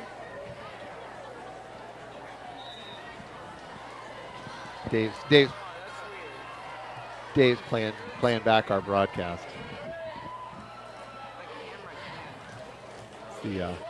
Listening to the dulcet tones of Brian Atkinson. And punt formation. Oh! That takes some guts to field that ball. That looked like it had fair catch written all over it, and he went for it. Well, we got to do something. Well, the Turks are, as I had said, it'll be interesting to see how they come out here in the second half, facing adversity. First time that they've really been up against a top-tier opponent and how they respond. They get the ball to start the second half. If Yes, they can they go do. in for a score here, it's down 2 scores, come in on the second.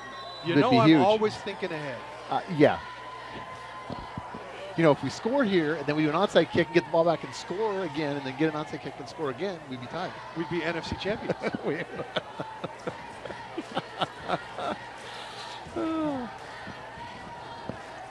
Perigo under center. Hand off on the right side. And gain of about 3 yards. Brings up 2nd and 7. You guys got to. They need to run that screen here. They need to run that screen again. The screen was that was a very effective play. I think it was one of their best offensive plays they've had here in the first half. And again, what that does is help slow those linemen from crashing. They're playing with the time the way it is. They're playing a deep cover 3. A little formation shift there. Perigo back to pass, rolling to his right, throws it up, and caught. No, incomplete. Must have been out of bounds.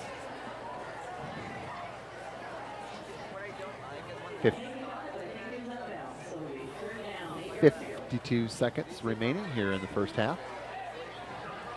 Yeah, I think we need to obviously, a score, any sort of score here before going into the locker room would be huge. Huge. I even said that a couple times Did for you? you while you were gone. This is for Dad. Yeah, It's gonna be huge. 19 more days until the election, I think it is, right? Even then, it won't go away. It's never It's over. going to be 4 years before we have to go through it again. Yeah. Perigo. Oh, kind of a sidearm, kind of flung it sidearm. Now's a good time to call it timeout. There Yep. you go. 45 seconds left on the clock.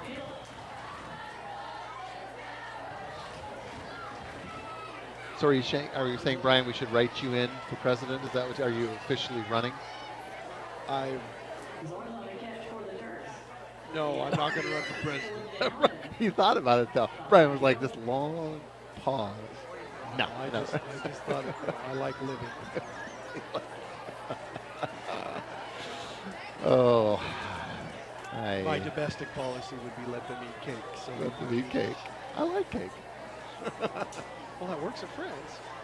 I like pie better than cake, though. But in France, if you say let them eat cake, they chop your head Marie off. Antoinette. Yeah, I get it. Yeah.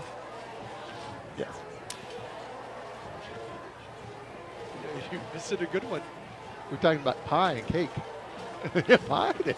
Our Turks are down 20. Our Turks are down 21-0. And it's a timeout. Now, come on, let's get. Got to cut us some slack here. It was a timeout.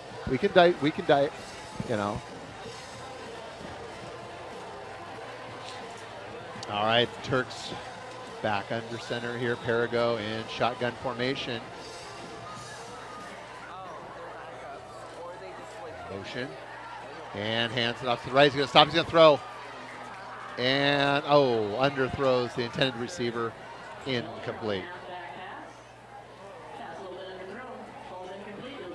I think he was hit. Andy Sam, I believe, was the intended receiver there, and just underthrown by Mr. Belcher. Just a bit outside. So now, you know the Cleveland Indians. Yes. Speaking of Mr. Bob, speaking of Bob Uecker, the Cleveland Indians, that was a nice transition right there. Yes, and so Charlie Sheen has offered to throw out the first pitch. Oh, the wild thing. Come out dressed as Charlie Vaughn.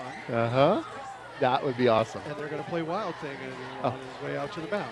That would be really cool. That would be really, really cool.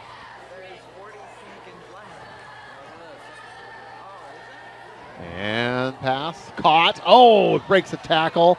And, nice tackle. Andy Sam with the 2-point takedown. Dang. That was like WWE stuff right there, man. That was good for big time wrestling there, Brian. 28 seconds remaining. Back to pass. Well, Keeps it. You know what they and say?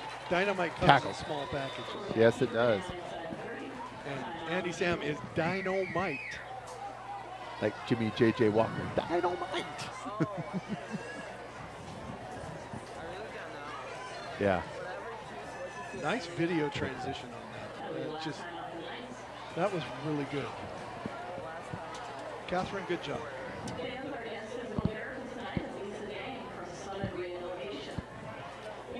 So 21 seconds remaining.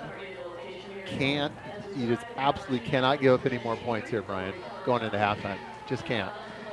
This could really be a crushing, really, really take the wind out of the Turks' sails if they were to give up some more points here. I tend to lose focus when our Turks are down a bunch.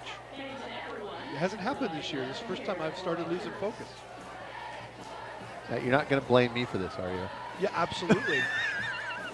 First Dave, time he's blaming me that we're behind. I think that's completely unfair.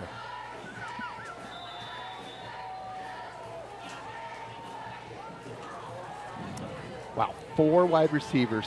Trips to the left, single to the right, and it's pitch and catch. Oh, way overthrown. Well, now, according to the Atlanta Falcons, that would have been pass interference. Oh, Brian. I'm losing focus. You're losing. Wake. Do you need to have another drink of your soda there? There you go. Have another drink of your soda. We'll send you outside to get some fresh air at halftime so you wake up. Let's go Turks. Hashtag Turks first. Same formation. Trips left. Single to the right. Oh. Whistle, whistle, whistle. Oh, good thing there was a whistle. Good thing there was a whistle because that was a touchdown. Well, it's got to be an offensive penalty because they stopped the play.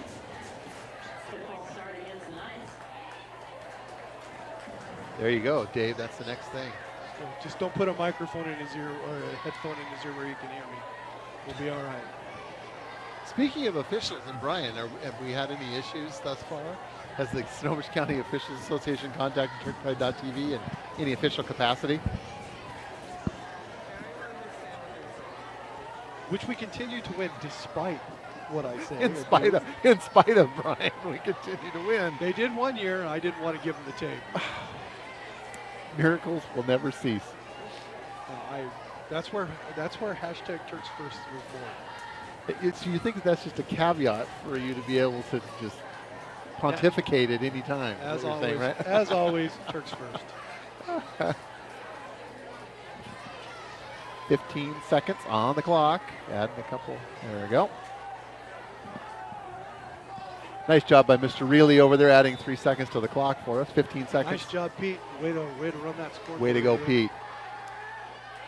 Blitz coming in. Stops, throws, way overthrown. I've not been real impressed with the Knights quarterback and his accuracy. He doesn't throw a real accurate ball. I see why they like to run the ball. Both quarterbacks have struggled tonight. 9 seconds remaining. And it's 4th down, so in all likelihood, this will be the last play of the first half. Brian, you going to go down and do some cheers at halftime?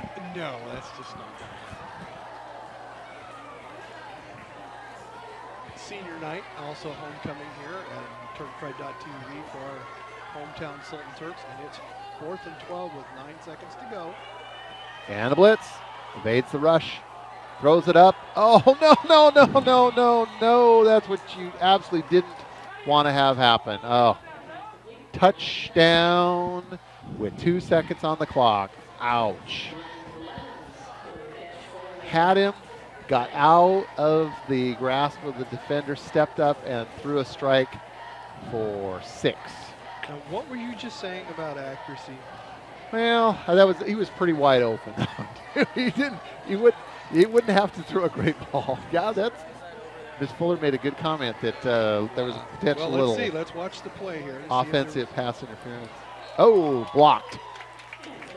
I didn't get to see if he pushed off or not. Yeah, camera angle's not that But you great. know, you could probably call pass interference or on both sides almost every play. All right, well, it's looking like 27-0 as they're going to head into the locker room here in just a minute. They're going to get kickoff. They're going to probably squib a kick, and it'll be all over here for the first half. And then we get into some halftime festivities, Brian. We'll get you outside, get you some fresh air, wake up. I think it's time for Brian needs a nap. He looks tired. That might be the score. Ooh. Go Turks. You know, we push and we pull for our kids, and we push and we pull, and we push and we pull, and we cheer and we cheer. Well, I think it's different, completely different for obviously a public school versus a private school. You know, even when you go to those games, at the private schools, it's the parents of the kids. When you come to a public school, especially in a small town like Sultan, it's the entire community. I mean, it's people not necessarily not just that have kids out on the field, but it's a community pride, it's civic pride, and it means a lot to everybody. I mean, there's been a lot of buzz in this community just because of the success the Turks are having this season. I mean, you can tell it by the stands are packed. I mean, yes, it's homecoming, but I mean, the stands are really full, and I think it's because people are excited about this football team. And there's that squib kick I was telling you about. And fielded, and still on his feet, and that'll be halftime. All right. So, as we head into the locker room, the Turks find themselves on the wrong end of a 27-0 score. We're going to have our halftime festivities, homecoming royalty, and all sorts of good stuff. So don't you go anywhere. We'll be back soon.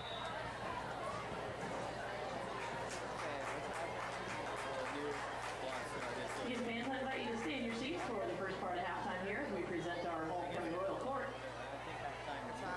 And a special change this year, the marching band will do their field show right after the game, so don't anybody leave.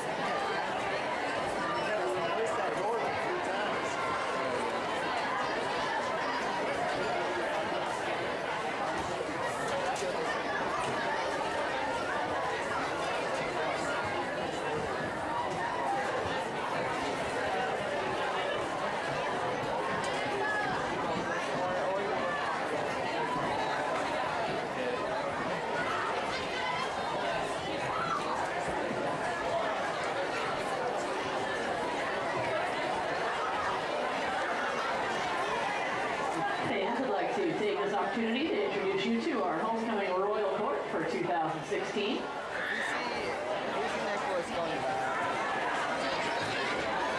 Our freshman escort is James Dodd. His nickname is Clark Kent. His favorite color is blue, and his favorite song is Love Me Sexy by Jackie Moon. His favorite hobbies are playing football and working out. His favorite childhood memory was playing at Cowboys Stadium and getting a sack. Even though 85% of the stadium was empty, it was still lit. His most embarrassing moment in middle school, when he was so heavy he sat on a table and it folded on him, so he fell. And then he ran and hid in the bathroom. His future plans are to play ball and go into the medical field. James is escorting freshman princess Talia Blasco. Talia's nickname is TT, her favorite color is pink, and her favorite song is Drag Me Down by One Direction. Her favorite hobby is skiing, and her childhood memory includes playing Ninja Pirates with her brother Colin. Her most embarrassing moment, when she crossed the finish line after a ski race, tripped over her own skis and gave herself a concussion. Ladies and gentlemen, our freshman royalty, Talia Blasco and her escort, James Dodd.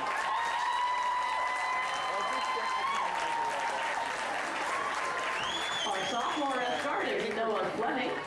His nickname is No-No. His favorite color is red, and his favorite song is One by Metallica. His favorite hobbies are playing football, hunting, and fishing. Favorite childhood memory is hunting with his father and grandfather. His most embarrassing moment was splitting his pants during lunch in the 8th grade. His future plans are living on his parents' couch. Noah is escorting sophomore princess Nina Frame. Nina's nickname is Fam Bam Framers. Her favorite color is sky blue, and her favorite song is Straight Outta Sultan by T.Y. Gunshot. Her favorite hobby is drawing and making words with alphabet soup. Her favorite childhood memories involve watching wheat grow in Kansas. And her most embarrassing moment was when her stomach growled super loud during the PSAT. Our sophomore royalty, Nina Frame, and her escort, Noah Fleming.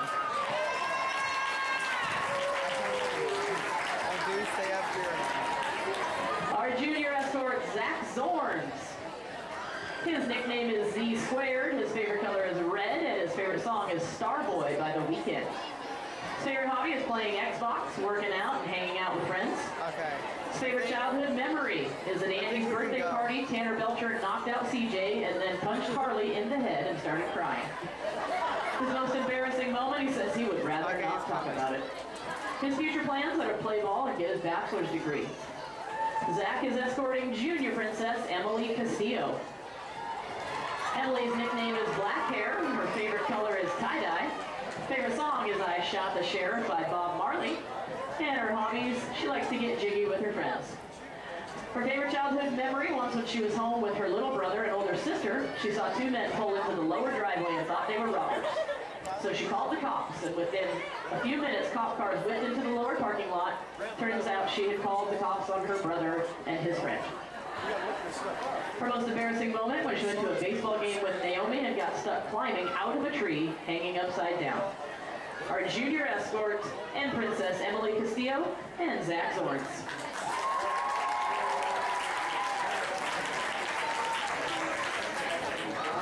Senior escort Andy Sam.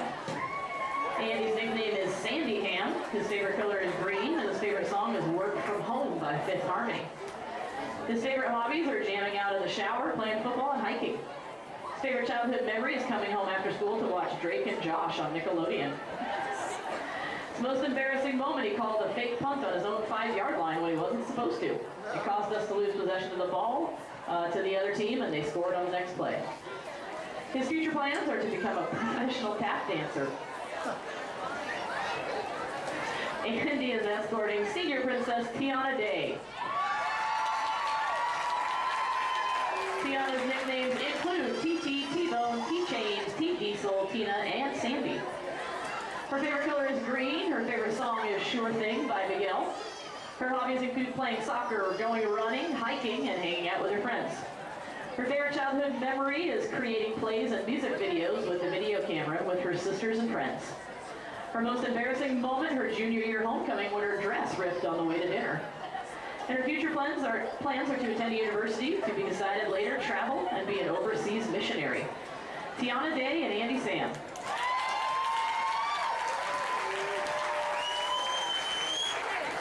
Our homecoming king for 2016 is Tanner Belcher. Tanner's nicknames are T-Belch, 3-Pete, and Fatty. His favorite color is Tiffany Blue. And his favorite song is Hey There Delilah by the Plain White Tees. His hobbies include football and napping. His favorite childhood memory is getting a sweet bike for Christmas and putting a soda can on the back to make it sound like a dirt bike. His most embarrassing moment in the summer of 7th grade, there was a summer party at Allie's house and we were all playing football. Andy and I thought it would be a good idea to play in spandex, but I had boxers on. So when I started running the ball, no one would tackle me because, well, bad things happened. His future plans are to make a startup company again with a stepbrother called Prestige Worldwide. And our homecoming queen this year is senior Grace Lowe. Grace's nicknames are Glow, What Up Mama, and Shruti. Her favorite colors are blue and opal. Her favorite song is King Kunta by Turk. Her hobbies are avoiding homework, hanging out with her homies, and cooking, and talking to animals in her spare time. Her favorite childhood memory was playing football with the many senior boys I managed for today when we were peewees, and when Garth and Charlie were our coaches. Her most embarrassing moment, the first day of senior year, she wore pretty tall heels in the main lobby, and she broke both ankles, and it was really bad. Her future plans to attend Everett Community College for another year to finish her associate's degree and then transfer to Boise State University to study journalism. Again, our homecoming king and queen, Tanner Belcher and Grace Lowe.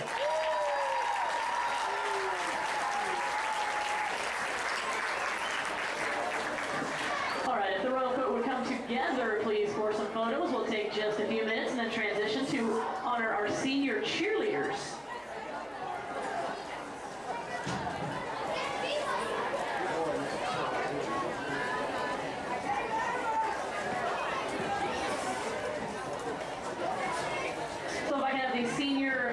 For the cheerleaders, please, down on the track area towards midfield. Senior cheer parents, please, make your way down to the track.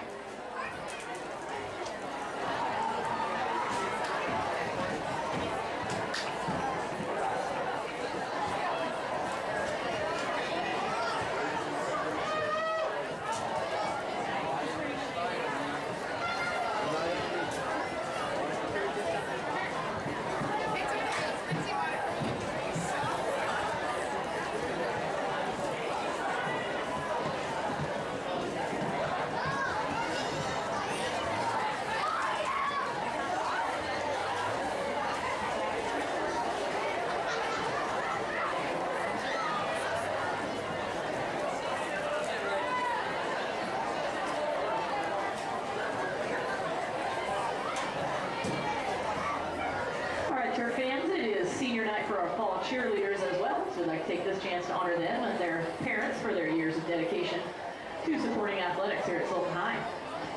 We'll start with senior Rocio Alonso and her parents, Faustino Alonso and Maria Cervantes. Rocio is also in National Honor Society, in the pep and marching band, and in pep club. Her plans after graduation are to go to college to pursue a career in teaching.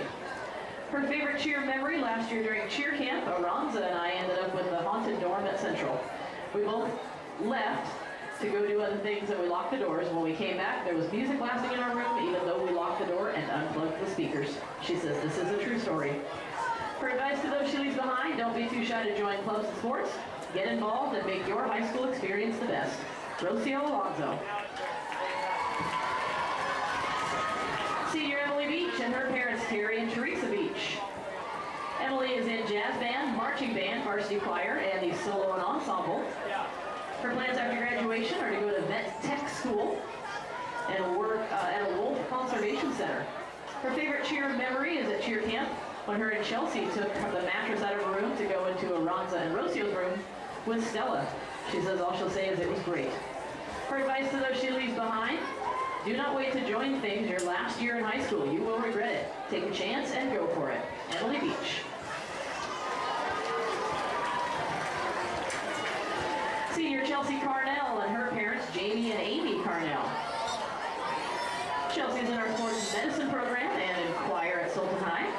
And her plans after graduation are to attend a 2-year community college and then transfer to a university and pursue a degree in photography. Her favorite cheer memory was moving mattresses with Emily for the sleepover at camp. And her advice to those she leaves behind, no matter how hard and stressful things get, keep doing your best, because it will eventually be over and you'll realize the work was worth it. Chelsea Carnell.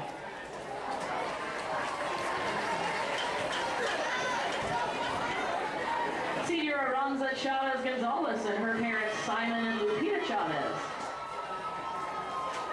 Aranza has been in marching band, show choir, varsity choir, plays golf, plays soccer, is a member of the National Honor Society, is our ASB Executive Board Secretary. Her plans after graduation are to attend Western Washington University, pursue a degree in business. Her favorite cheer memory was having huge sleepovers in her room at camp.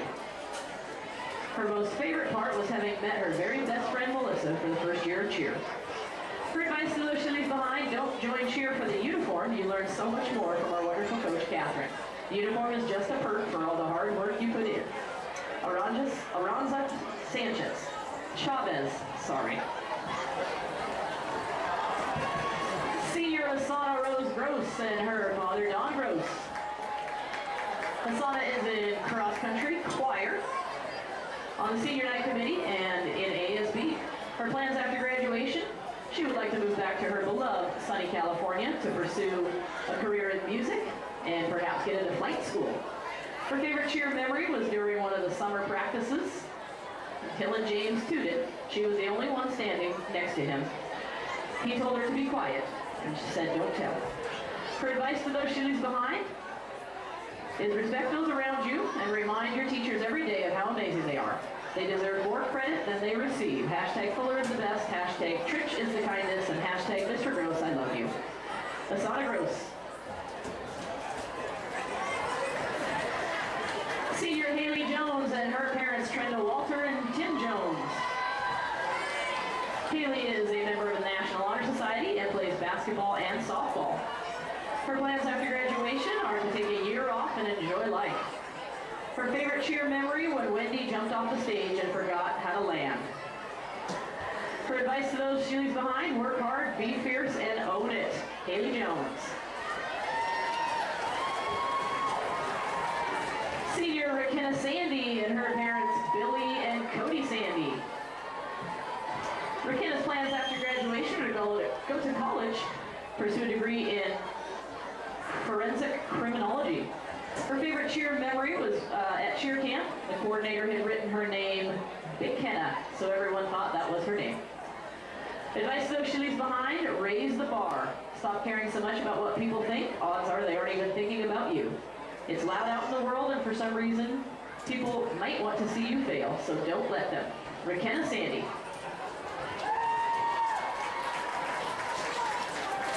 Senior Stella Sather and her parents, Kim and Hunter Sather.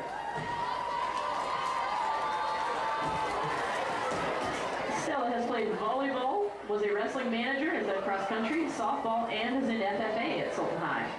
Her plans after graduation are to live in her 1984 Ford Bronco and go to college. She would like to pursue a degree as a fish and game warden. Her favorite cheer memory was becoming friends with her awesome cheer teammates. And her advice to those she leaves behind is don't overthink it. Stella Sather.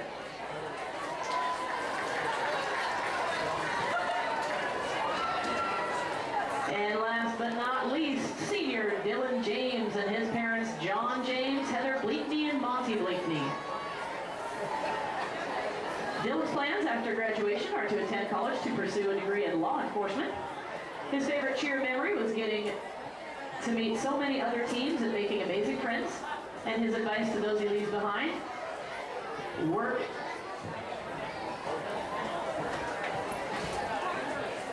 more than you currently are, because I know you have it in you. Ladies and gentlemen, Dylan James and his harem of 2016 senior girl cheerleaders.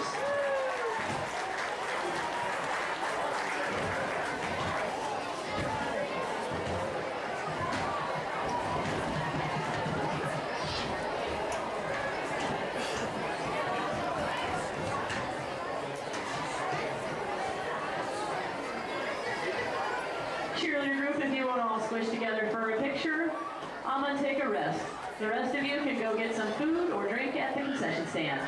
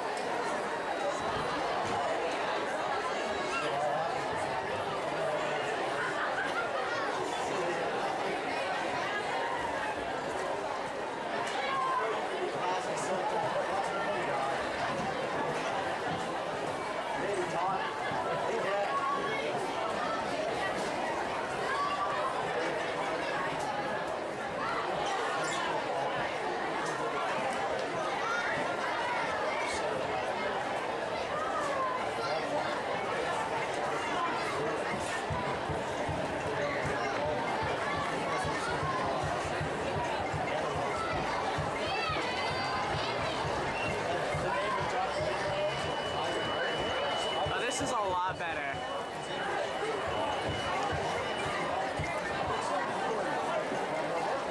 Okay.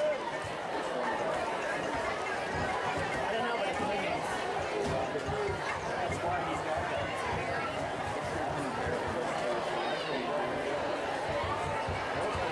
Let's just put my phone on the ledge.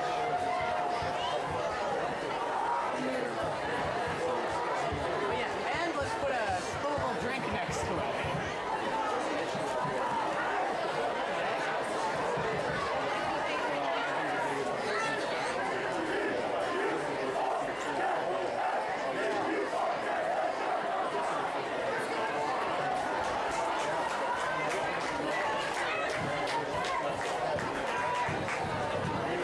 Okay, who wants to take third? Who wants to take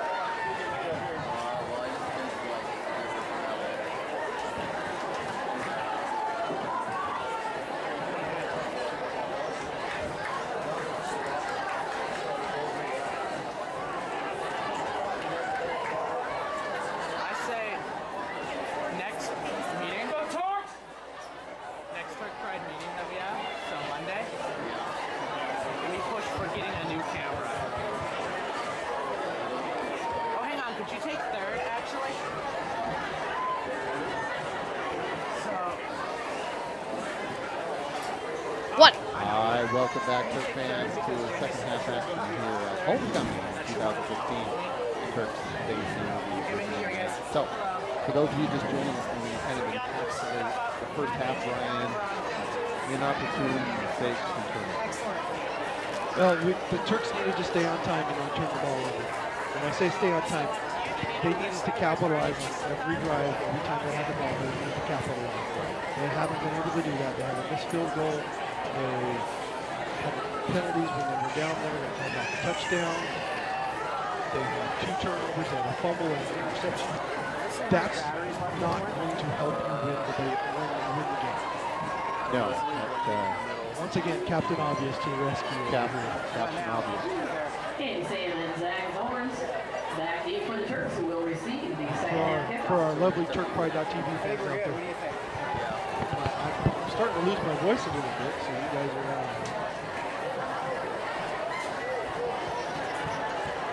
There we go. That's a little better.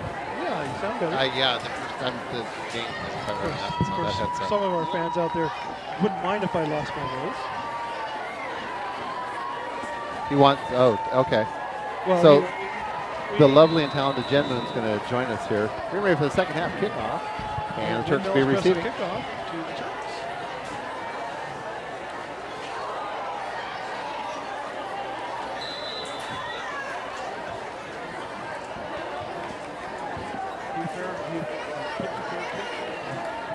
And he didn't fair caught it. That could have been a bad start to things. But Turks were able to secure the ball, and they will have it 1st and 10 at their own 25-yard line. So, the Turks Score point. Thank you, Captain. That was salient comment. That was awesome, man. I love it, man. Your commentary on that, your color on it. Score more points. Score more points. Score more points. Score some points. I mean, not just more points, but some, right? All right. Hey, welcome to homecoming game, everybody. It was a nice halftime recognition of our homecoming royalty and our senior cheerleaders. So again, we'd like to congratulate all of our homecoming royalty and our senior cheerleaders. And then the homecoming dances tomorrow night. So the kids have a good time and a safe outing, and everybody enjoys themselves. Be safe. Good. We are good. They are How good. about you, Jen? And hand off to the left side. Oh, nice. Zorn's running really hard. That should be good for a Sultan Turk. Second down. Sultan Turk, 3rd down. Sultan Turk. Thank you, Blair Broughton, laughing at me in the background. You know, Yes. I remember Dave Niehaus when he started getting on in years for the Mariners.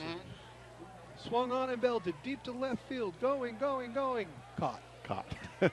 Not there. Belcher in a cloud of dust. I thought maybe you were a fan of your broadcasting style of Ron Fairley. I mean, Ron Fairley was. You mean Captain Obvious? Yes, exactly, Captain Obvious. To score, you gotta hit the ball. Thank you, Captain Obvious. You can't hit the ball I'm if you don't swing the bat. I'm trying to figure out why I missed you. Yeah, when you figure it out, let me know, all right? Okay, the Turks. Hey, that was good for a Sultan Turk. 1st down. That was a 1st down that time. Back to Perigo. pass and Incomplete. and over in the flat, but just hard to catch. The receiver's having to turn and come back for the ball. Perigo has been underthrowing pretty consistently tonight, so we need to air it out a little bit and give those receivers an opportunity to run underneath the ball in stride. Well, Kings have stayed in their base. They're staying in their base defense the whole time. They're still on that cover 3 with one safety. What's working for them? They're They stacking the have box. They have no reason to get out of it. I mean, they've got how many up on the line? 6 on the line. Yeah. And because they're getting good penetration just like that right there. So you're getting penetration. Turks are getting yard, 2 yards a crack, and you're just not going to be successful when you're only averaging 2 yards a carry. Well, see, now you're just trying to. Right here, you've got to go out and you've got to score.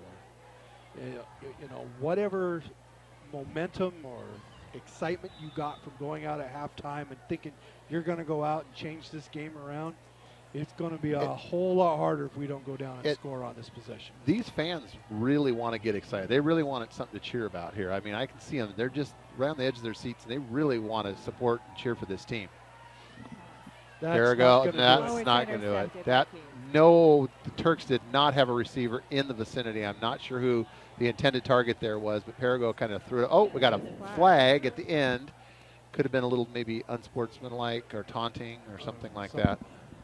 something to that effect. Jen, what did you see on that one? Did you see anything there? I just saw a flag go up. I did. Waved. Way up. There. I didn't see anything. And it was yellow. The flag was yellow too, right? At Maybe least it you was. could see the flag. Maybe it was a banana. It could have been. A banana. Got done. Can't see the number on their uniforms, just but at least you can see the flag. Yeah. Let's see what he make the call here. Unsportsmanlike conduct against the Turks. On the Turks. Not unsportsmanlike, personal foul. So you compound a mistake with another mistake. Compound a mistake with a penalty at the end of that turnover. And that's of the 15-yard variety. Yeah, that's not the kind you like, especially when you're down that neck of the woods there. The rain has ceased. So actually, it's actually a pretty comfortable night for football. It's not that cold. It has rained on and off throughout the first half, but currently not raining. Well, the field isn't. You know, the field, even It's though it's had pretty this good much, shape. is in pretty good shape. You know, Well, because there's it not is much mud. It is, yeah. It's not very muddy out there. is Now, it? when Blair Broughton and his team used to play, it was the Mud Bowl out there. And run up the right side, breaking a couple of tackles. I've And heard close. young John Murphy has told me stories about the Mud Bowls and stuff like that they played here. And I bet this was a pretty we're gonna get Blair Broughton on here. Pretty- We're gonna talk about playing on the mud, a history of Sultan. So we can hopefully make a change in breast cancer research. Give Turks Join- and hopefully Hey, There he is. joining us on the broadcast is Sultan alum Blair Broughton. Hey, how you guys doing? Good, Blair. How about you tonight? Could be going a little better. Is he in? I see the Knights raising their hand, but I have not seen an official any indication yet. So no, looks like you're short. So yes, you predate the AstroTurf back to the days of natural grass. I do actually predate this entire stadium. To tell you the truth. Oh, I thought you were gonna say you predate So natural you- grass. Did you play when the high school was the middle school? I did. I believe this is a brand new stadium with a grass field my junior year stuff in the fall of '99. Wow. How time flies. And the school was built in 99? Was that 87? 87, but the field was not here yet. No. The field is not here. This used to be all sticker. So any favorite homecoming memories for Blair Broughton that he would like to share? Oh my gosh, homecoming. I know that my very favorite homecoming game was against Blaine High School, and we were not picked to win that game. It was my senior year. We were picked by every single person in the Herald to lose. We ended up winning that game by about 3 touchdowns. It was Wow. an amazing game. Very cool. That's Blair Broughton with memories from the past. Right, I got a ton of them, guys. I'm here all night. I'm here all night. I'll be. And just like that, the Turks now trail 34. Well, I got to nothing. spend a year coaching with Coach Broughton, and all my life I wanted to have a chance to coach high school football, and I got to do it. I got to do it for 1 year, and then after that, my career took me in other directions. Your broadcasting career? My broadcasting career, yeah. Oh, I'm sorry. You know, those that can't coach do broadcast. Yes, exactly. Blair was the defensive coordinator for the JV for us, and he used to call the Big Mac sack blitz, and You so blitz every time in junior varsity football. Yes, exactly. There's no reason not to blitz every play. Once the outside, they don't know their role anyway. That's right. Just a jailbreak every play. well, you don't have a quarterback that can recognize it anyway. Yeah, exactly. Yep. Just put some pressure on the quarterback. He'll either fumble or. We had 3 teams that year. We had a freshman team and a JV team and a varsity. We did. We had a large freshman team that year. Right? I think we probably had about 25 freshmen that year. It's the most we've ever had. So we had over 80 kids in the program. And look at Sam go. Yeah. Ooh. Yeah, that was not that long ago that we used to have a C team for football. And I remember when my son Matthew was here, he was on the C team as a freshman, had some really good players, and numbers have just dwindled down, and we just didn't have enough kids to field a C team. So. As years went on, it just got harder and harder to field it. Yeah. It's too bad, too, because it's such a good opportunity for developing. Because, you know, at football, you know, unlike other sports, you're going to really see a big development from freshman year all the way to senior year. Yeah. And you see that in those kids that maybe weren't quite ready for junior varsity football, but they're really big time contributors by the time they're varsity junior senior year. Yes, very true. Well, a lot of the kids, they don't even come out for football until they get to high school. They haven't had a chance in middle. They were either too small to play in middle school. Mm-hmm. I know my son, who played his freshman and sophomore year here, he was 89 pounds Oh, soaking we got wet people when he jumping was, all over when the place. he was in 8th grade. It takes time. So, which is great for wrestling, but not so great for football. Well, I think it's even more important here at a small school, you know, like Sultan, because you've got a lot of time you have sophomores that you expect to make some major contributions, so they need to get experience as freshmen, so they're ready to step in, you know, at least maybe start on one side of the ball as a sophomore. Yep, playing time is key, getting those snaps, playing against adversity, it's all important things. And we're kind of seeing growing pains here. We have a lot of players on this team that this is their first year really seeing varsity ball, and this is their first taste of seeing adversity. And, you know, some of them aren't handling it very well, and it's obvious as this game progresses. Yeah. Yeah, this Turks, you know, as I was talking with Brian, heading into halftime, it'll be interesting to see how they respond here in the second half, and it's really their first time they've been tested all season. Zach Zorn's run with an 8-yard gain on that last play.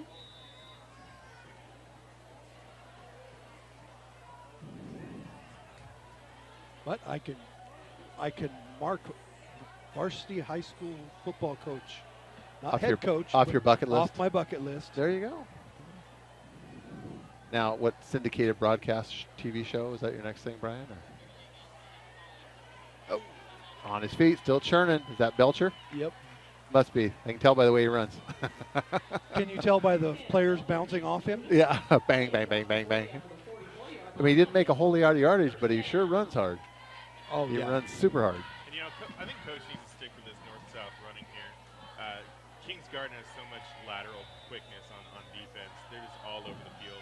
Anytime we try to stretch, I know that beginning of this quarter we had a sweep for successful yardage, but we haven't had a lot of success doing that. Everything's kind of just been grinding out in the middle. Yeah, basically it's been a lot of up the middle has been where the Turks have had their most success. Passing game has really struggled tonight. And it's really allowed them to really pack the box. Nice recovery there by Sam. Oh, wow. Broke about 3 tackles, then he hit an immovable object, number 79. He went about 20. He went about 20 yards to Ouch. gain 5. Yep, and he's getting up slow. And that was a big hit. He runs into a couple big knights in the middle. Yeah, 72 and 79 are both pretty big boys out there.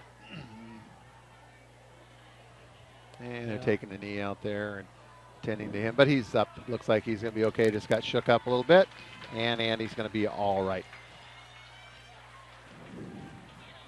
Andy Sam is right now is my clubhouse leader for TurkPride.tv player of the game. Right I would agree with that. He's had a good game so far. Run very hard.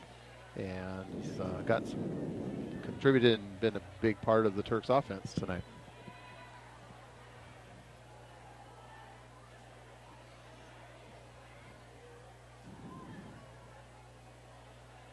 Blitz.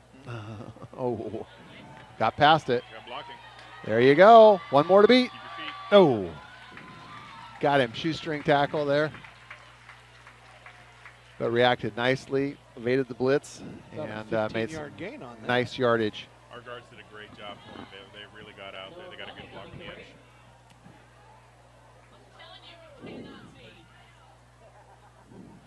Taylor, the first down for the Turks. It'll be 1st and 10 from the 39-yard line. Continuing to struggle. It's difficult, as PA announcer Fuller said. It's the jerseys are really hard to read the numbers. It could be Fleming or Zorns or Belcher, and we can't It tell. could be, yeah. Kind of easy to identify Andy Sam. He's the smallest running back. Yeah, Andy we can kind of tell. we got Andy. But Zorns and Belcher's like, you can kind of tell by the running style. It's a little different.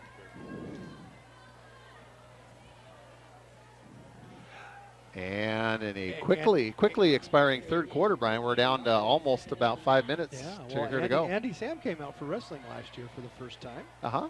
And there's a learning curve involved. Definitely a learning curve involved, but I think it's helped his football, especially with that tackle you got to see him do earlier today. Yeah. You know, you guys mentioned Zach Zorns.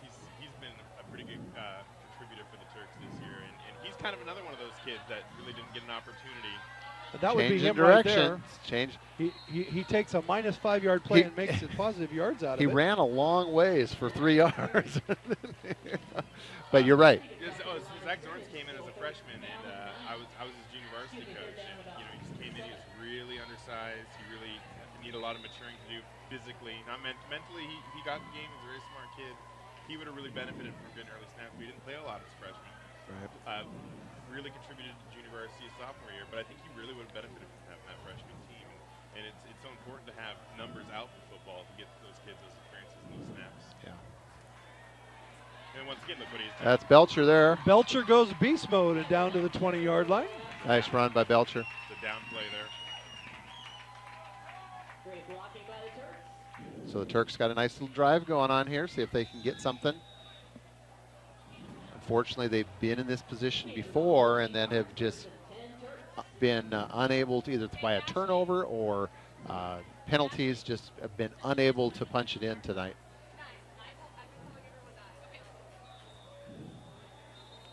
Parago under center and whistle. Timeout. Kings. So with 4 minutes and 11 seconds remaining to be played in the third quarter, the Turks find themselves on the wrong side of a 34-0 score. Brian, how's the chair holding up over there? It's barely holding up. You're like leaning. I have leaning zero bids. I have 0 bids for this chair. 0 bids. What's the opening bid? All proceeds go to turkpride.tv. And you're going to sign the chair. And I will right? put it in my truck and deliver it to you and you're somewhere in Western Washington, north of Seattle. And you're going to autograph it. Only if you want it autographed. Surplus. Yes, it's public property. We have to send it through surplus first. You have to send it through the Sultan School District surplus? Yes. And we have to advertise in the newspaper to see if anybody may want this bad boy right here. I rescind my offer. Brian, if you buy it, then you can resell it. $25 opening bid. I'll give you 2 cents. 2 cents. Just so I can take a sledgehammer to it. Oh, and little gain there. Well, the Kings takes time out there and tells their defensive lineman, hey, guys, this game's not over yet. Not over yet. No. You guys can see here, their defensive line, they hand fight really, really well. They're really giving our offensive line a tough time sticking to their blocks. And, you know, being a good defensive line, just being aggressive with the hands, not necessarily over pursuing or anything like that. And they're kind of winning that hand fight every play. Yeah, those 2 defensive tackles that they got there, 72, 79, definitely do a good job of clogging up the middle. Even right there, the Turks were there on impact, hand fight, got to the gap. Okay. Not a significant gain. Down near the 20, it'll be 3rd and about 7. 3rd and 7. So right here, big play, Brian. I think we're in 4 down territory. Oh, most definitely. Thank you, Captain Obvious. Ron Fairley. You know, I think travel.com is going, hotels.com is going to be a sponsor of turkpride.tv because I keep saying thank you, Captain Obvious. Yes, that's right. They have Captain Obvious as their mascot, don't they?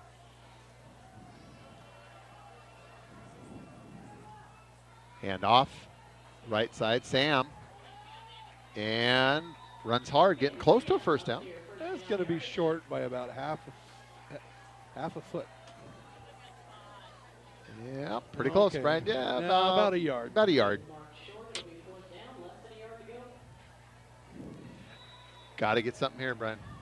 Got to get something in it to have any chance of trying to get back into this game. Just starts with getting 1 score. Yeah, I think you'd be seeing Noah Fleming or Tanner Belcher right here. I would agree. He's got to run hard and pick up that yard and move the sticks. Well, the problem is if you try to run that veer they've been running, or that counter, that. Yeah. Oh, Parago on the keeper. That should And be he's good got enough. it. First down.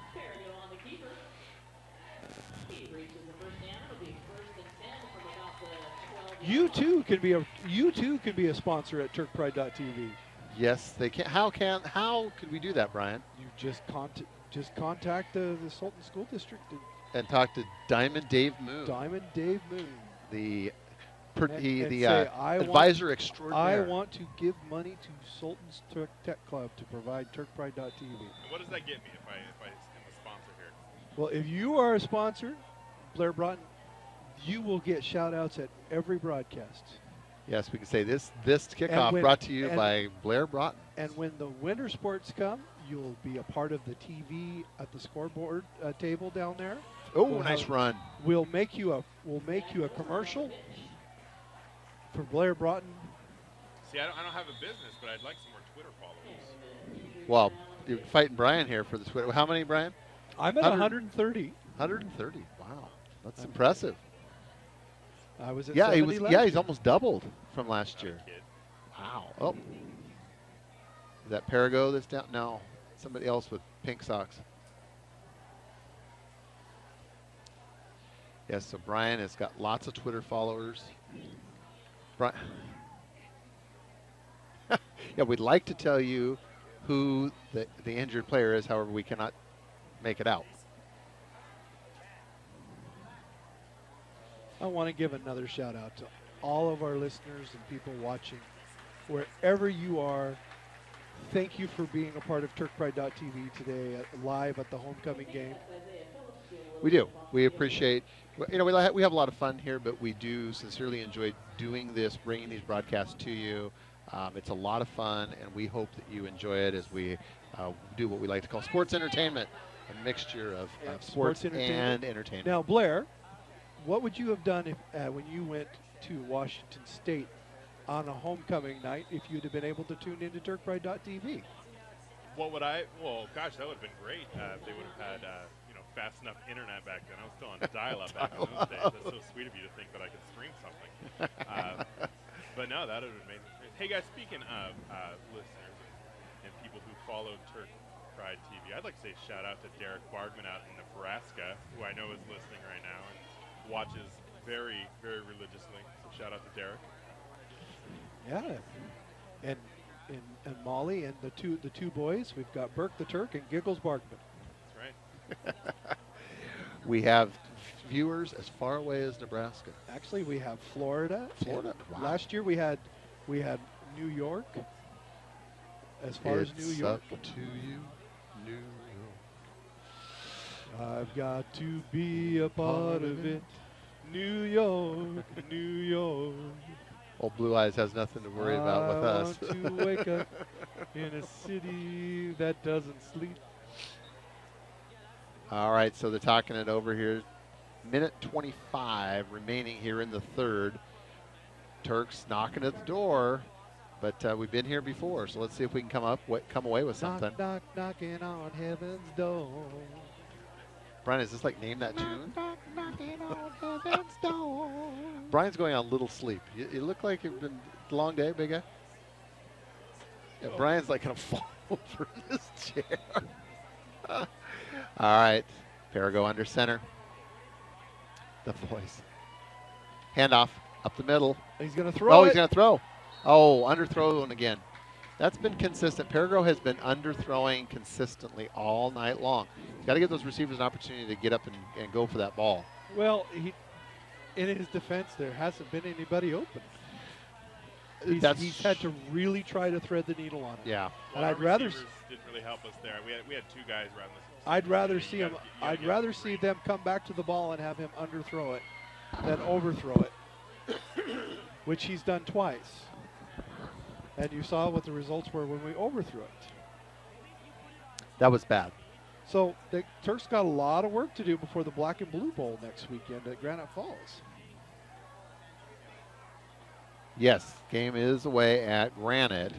So I'd like to encourage lots of Sultan supporters to head out to Granite Falls as we take on our perennial nemesis, the Granite Falls Tigers, which we've had good success with over past 10 years or so. Yeah, as a matter of fact, I believe that when there officially became a trophy for the Black and Blue Bulls, I don't think that we've lost that trophy. I don't think so. I don't think so. Initially, they made the agreement that when there was 2 new head coaches at the time, and they started that tradition. So Granite Falls had won that previous year, but there wasn't officially a trophy. So officially, when you look on that trophy, it says Granite Falls. But since there was that trophy made, it's kind of been Sultan's possessions ever since. Yeah. A big yeah. 4th down coming up for the Turks.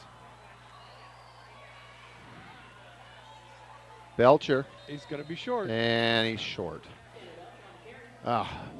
So again, opportunities, just been unable to capitalize and punch it in. You know, the Knights have bent but not broken all night long. And, you know, Sultan's had some good drives. I mean, they've really been able to grind it out on these guys. I mean, nothing fancy. We're not breaking on anything, but we're just slowly kind of getting the job done. But we haven't been able to finish. So that's Just 3 can't times seem to here. punch it in. They get in the red zone and they just really stall. Their drive stalls out, whether it just the defense for the Knights or whether they shoot themselves in the foot with a penalty or a turnover, and it's just been that way all night long. Still on his feet. Bouncing, still churning, and still hard running on both sides tonight.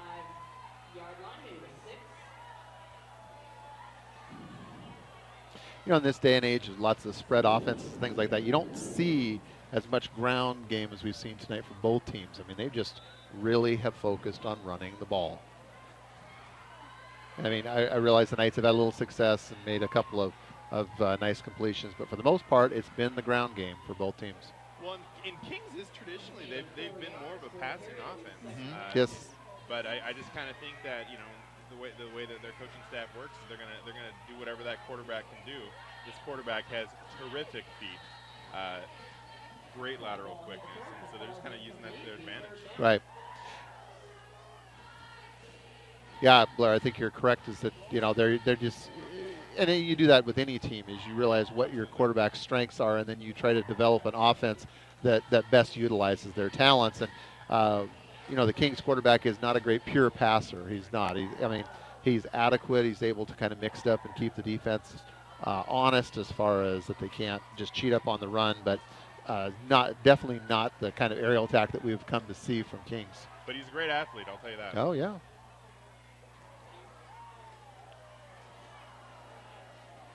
Still on his feet. Cutting back. Oh, man, nice move. Boy, just when you think you got him. Perry just very elusive, very quick. I think Coach Kruckenberg is going to look at this tape and have some comments about our forward tackling this evening. You know, Coach Murphy, he used to always say that arm tackles suck and they don't win football games. And I think we're seeing that tonight. Yeah.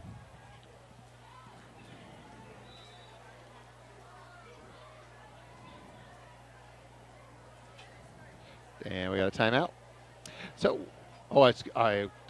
my mistake. That's quarter. So we've got 12. Sorry, I lost my concentration there a minute. So with 12 minutes remaining to be played. Yeah, Brian, you're getting kind of quiet over there, big guy. It's a good thing I got Blair here to help me out. Yeah, I'm taking Brian's spot Yeah, here. Brian, get out of the chair. Let me sit down. Can you believe this? They're already trying to replace me. How could we ever, though? That's Lord Byron Atkinson. All right. No, it's last home game, and then the Black and Blue Bowl, and then the Turks. Looks like, I guess we'd probably be pretty safe to say that the Turks are going to end up taking second in the 1A classification. That the Kings Knights are going to take first, and the Turks will be second, but they're going to go to the playoffs. Playoffs? Playoffs? You just want to win a game. We're talking about playoffs. We're talking about playoffs, right? That's right. Well, you know, Kings are who we thought they are. They are who we thought they were. They're the Knights. We thought they're the Knights, and they are the Knights, right? Oh, great sports moments, you know. Well, as we talked about, you know, coming into this game, these two teams looked very, very evenly matched. But again, as far as the non-conference opponents that you play, it's, you know, really hard to assess the strength of schedule in your non-conference games. So might have been a little misleading, but the Knights definitely have proven to be the better team this evening. That said, the Turks have left a lot of points. Oh, yeah, no doubt. They should have gotten paid a few more times. And he's breaking away, and they're not going to catch him. Not have the angle there. Nope. And touchdown, Knights. No, Blair, I think that's excellent point. Is that inopportune turnovers and penalties have really stifled, I would say, probably 3 touchdowns for the Turks. Absolutely. Yeah, probably at least 3 touchdowns. This game definitely should be a lot closer, or could have been much closer than the final score is going to indicate. I mean, between not getting in on our long drives and then giving up field position on those interceptions, it just has not been in our favor. Yeah, the turnovers, as you just mentioned, came at really inopportune times, and they've given the Knights some really good short field to work with, and then they've converted. And PAT upcoming. Oh, we got people jumping. So we'll see what that's all about. Probably the Turks were offside on that. You think so?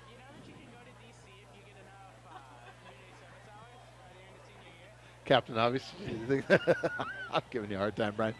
I'm half a. Well, Brian, you just. Chair's more comfortable than. Yeah, that chair's. Yeah, you sure you want to let loose that chair? You seem to be enjoying it. It's pretty comfy, isn't it? And that makes the score 41-0. I'm definitely earning my paycheck tonight, I'll tell you. Well, yeah, 0.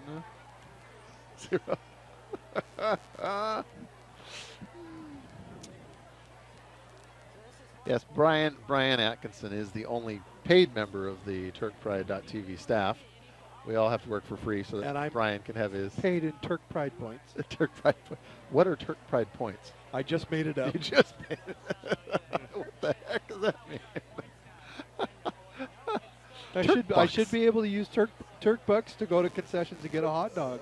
I agree. You should at least get a free hot dog. That's right.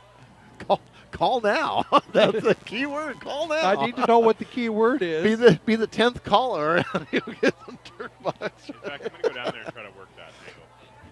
Send Coach Brian a tweet. If you're the 10th person to tweet Coach Brian.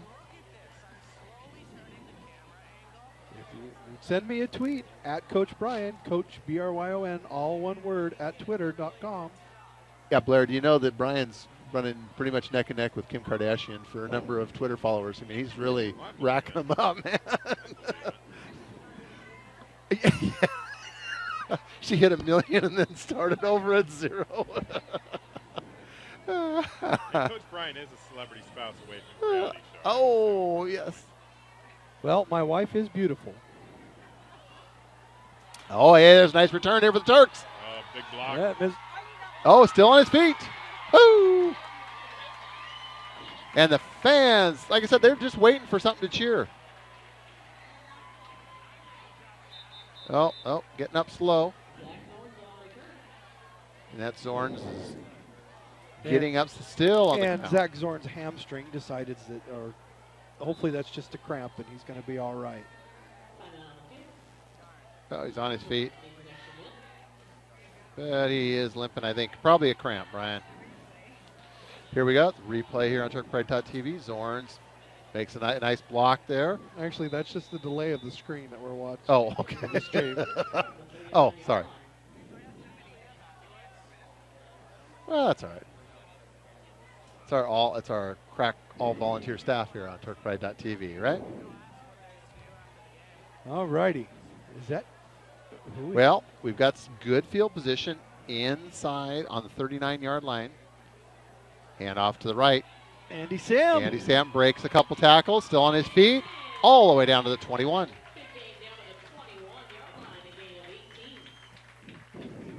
Yeah, Sam definitely has been the bright spot for the Turks tonight.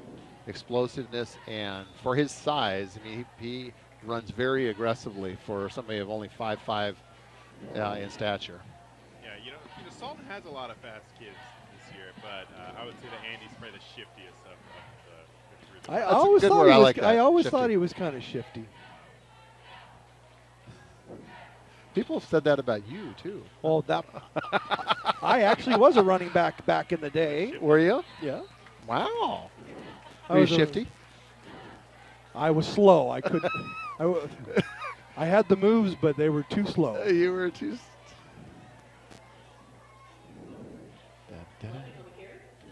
I actually even played a little quarterback as a sophomore. Wow. I, in middle school, played running back for 1 year, and then I settled into being a lineman the rest of my career. So I went from quarterback to running back to offensive guard and defensive tackle my senior year. It sounds like kind of like where I settled in. I took 2 offensive jerseys. defensive tackle. I got two jerseys to every game, just in case, because I was the emergency quarterback. And Sam Still on his feet, and he's And- in. Hey! touchdown Turk! All right, so we break through and get on the board. I'm looking for flags. Yeah. No flags. Score This 6 isn't points. a Seahawk game, so we're good. And the Turks are on the board. Yeah. Omar Rocket Leg Valera out for the extra point. Mr. Valera with the red and gold shoes this year. The golden toe. The golden toe. Yep. Why do soccer players have bright colored cleats all the time? That's so you know not to hit them. Oh, okay. They refuse to kick in football cleats. I know. It's I don't know why crazy. that is. I know. Soccer cleats are always these really bright colors. And it's kind of been a weird thing. I mean, so I coached here for 8 years. This is my second year not coaching in the last 10. And every year we seem to have a soccer player that is exclusively our kicker. And we always try to get them to come out and participate in other things. And they know it's going to be that kicker. And they always have their one soccer shoe, and that's the one they kick with. And That's what they want, yeah. it's yeah. fun for them. Well, I will say, out of all the soccer player kickers we've had over the last 10 years, Omar's been he's got the strongest leg. We did have a kid from Brazil one year. He was, I can't remember his name, but he was.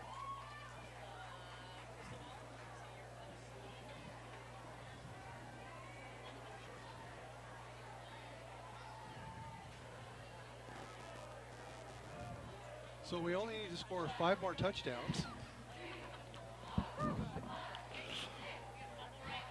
That was that was Brian Atkinson with that salient comment. That was Good looks. that was and good stuff, athletics. Hey. man. Hey, I'm standing now. I'm into the game You're again. Well, welcome back. Pass that chair. Welcome to the party, Brian. Welcome. That is true. The chair did make my back hurt. So go see Brian, Oh. Dr. Koppel. Oh, just out of bounds. So if your back is hurting, Brian, if your back is hurting, go see Dr. Koppel, who is a sponsor here on TurkPride.tv. I don't think that's part of my contract. Oh, well. I'm sure you can. Well, you're still negotiating, aren't you?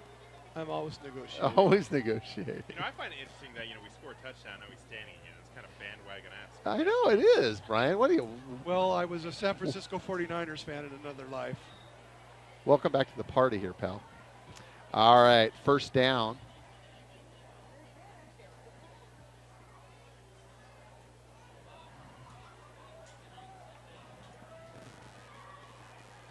Knights come up to the line of scrimmage.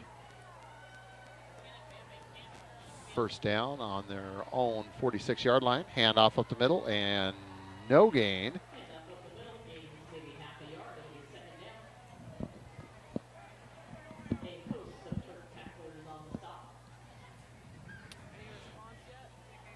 So we start to turn our attentions towards the Black and Blue Bowl next Friday night at Granite Oh, Falls. we still have 8 minutes. No, I understand that. I understand that. I understand. We still have 8 minutes here remaining in this game. And I can tell you that a lot of those players out there are just now seeing their first action of the game for Kings. Yes, they are starting to make some pretty wholesale substitutions at this point.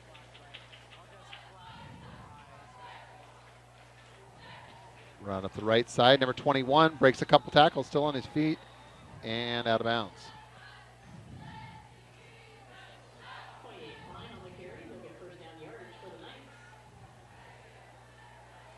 Clock continues to run. 7 minutes and 30 seconds remaining here in the game.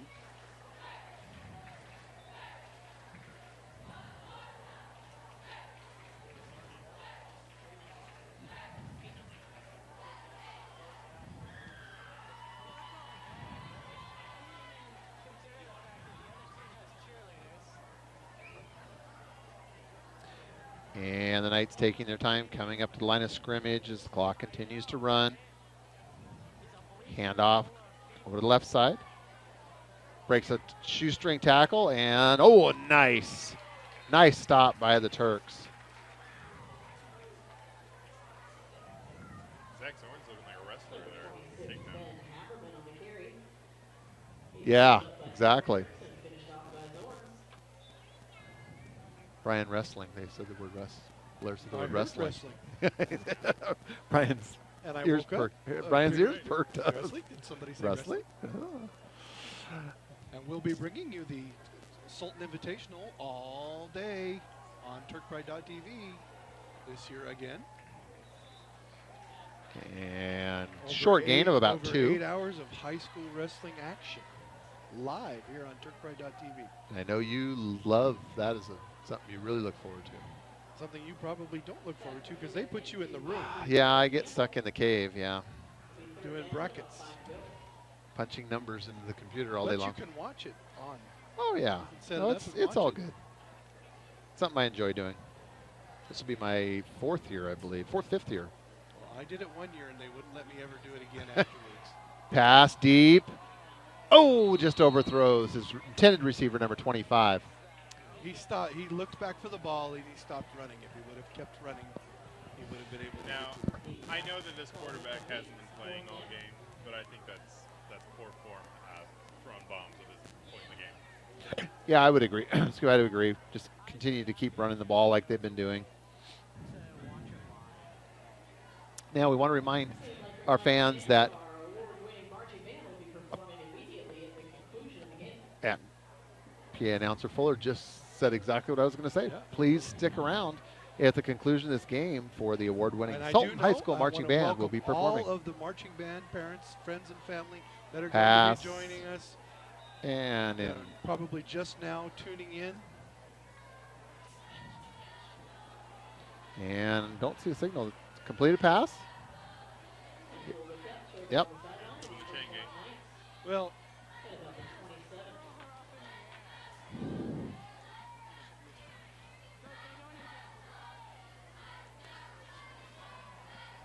Stops the clock at. Oh, excuse me. Clock continues to run. Yeah, we're at that point where the clock. Yes, not running. stop. Gotcha. Thank you, Blair. It's like I thought he was out of bounds. It's like, no, you're right. The point differential requires that the clock continue to run. And off, and nice little shoestring tackle there. Oh, we got a Turk down on the field. In some pain. We've got an injured Turk, and unfortunately we can't make out their number. But coaching staff's going to head out that way and tend to that young man. Brandy Varnell, Miss Varnell, part of the sports medicine team here at Sultan High School, is out attending as well. It's a great program, the sports medicine program. They're here for all the home events, all the home sporting events, providing first aid, initial response to our athletes in need. And speaking of great programs, elite status for TurkPride.tv this year. One of the top 40 broadcasting high schools in the nation. I did know that, yes. And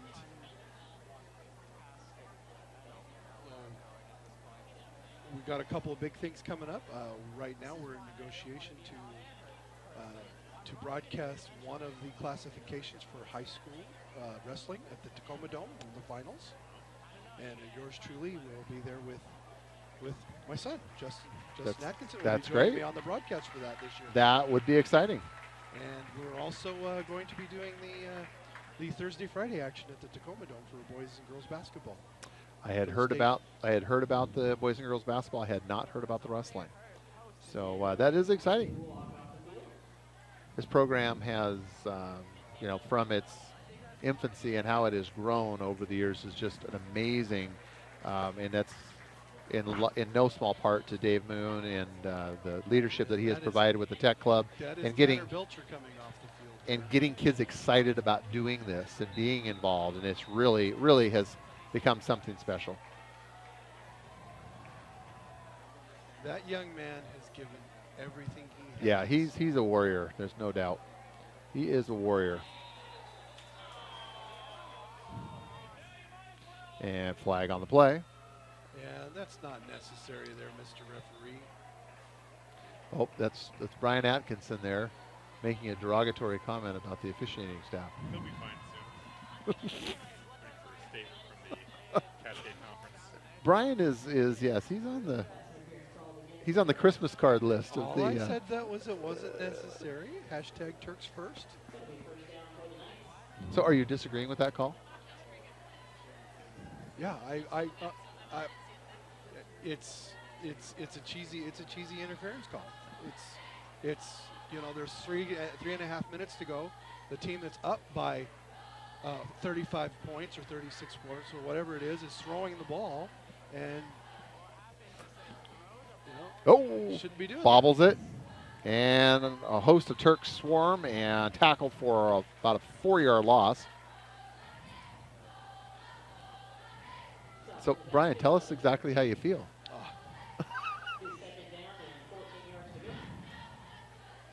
Well, I'll probably, if I say how I really feel right now, I'll probably get in trouble. So you would know. You might no longer be with the broadcast next. I would never jeopardize. I would never. Yeah, we'd hate to lose you. We'd hate to lose you for winners for winter sports. Love of my life. Hand off up the middle. TurkPride.tv. I would just hashtag Turks first. 3rd and 11 for the Knights. Ball on the 17. And now I hit my funny bone on the monitor over here. So now I have a football injury.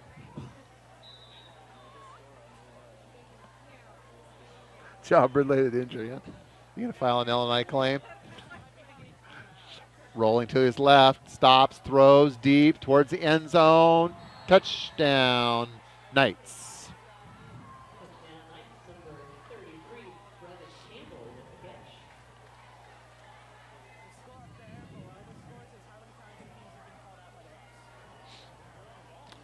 And just over 2 minutes remaining in this game.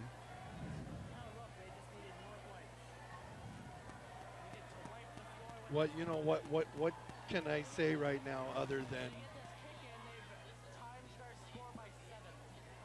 yeah. I'm sure that Coach Shapiro over there will have comments about just giving opportunities for these young players to have a Friday night moment early on. But I'm just not a fan. I think it's Bush League personally.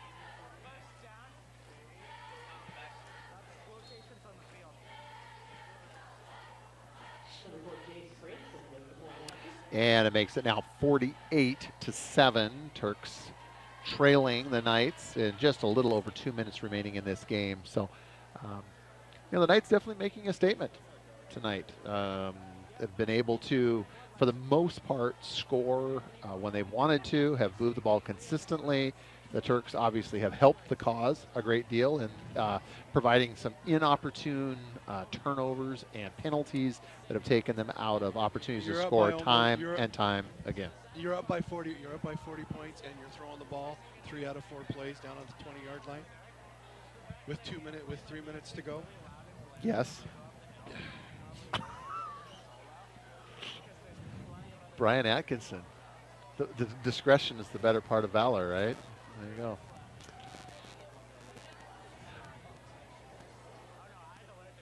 Well, I think as Blair said, obviously putting in some of their second-tier players and wanting to give them an opportunity to play. But with that being said, how the types of plays that you call and things like that could definitely be questioned here in the last part of this fourth period. Well, if I was coaching the Turks, there would be a "What's your deal" moment. There'd definitely be a "What's your deal" moment at the handshake. Pete Carroll had that with Jim Harbaugh one year when the USC played Stanford, and Stanford ran the score up. You know, it was out of hand. He said, "What's your deal?" And that's where the rivalry with San Francisco 49ers and Jim Harbaugh started. Minute 30 remaining. And Turks trot out onto the field for one more opportunity, one more drive before we put this one in the books. And again, we want to remind everyone, please stay tuned at the conclusion of this game for the Sultan High School Marching Band under the direction of Ms. Jill Sumter for your listening enjoyment. And off to the right. Is that Zorns? Or Fleming? Not sure. Yeah, Zorns. And we're under 1 minute to go.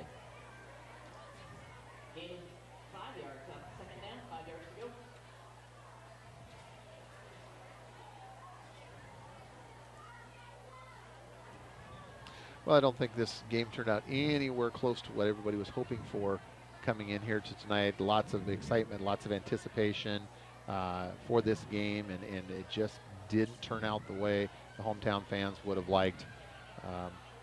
Again, I think that the Knights proved that this evening we're the better team, but the Turks definitely helped the cause. I just think that it's hypocritical that if you're going to take one stance, that you don't take all the stances about the right thing with the football.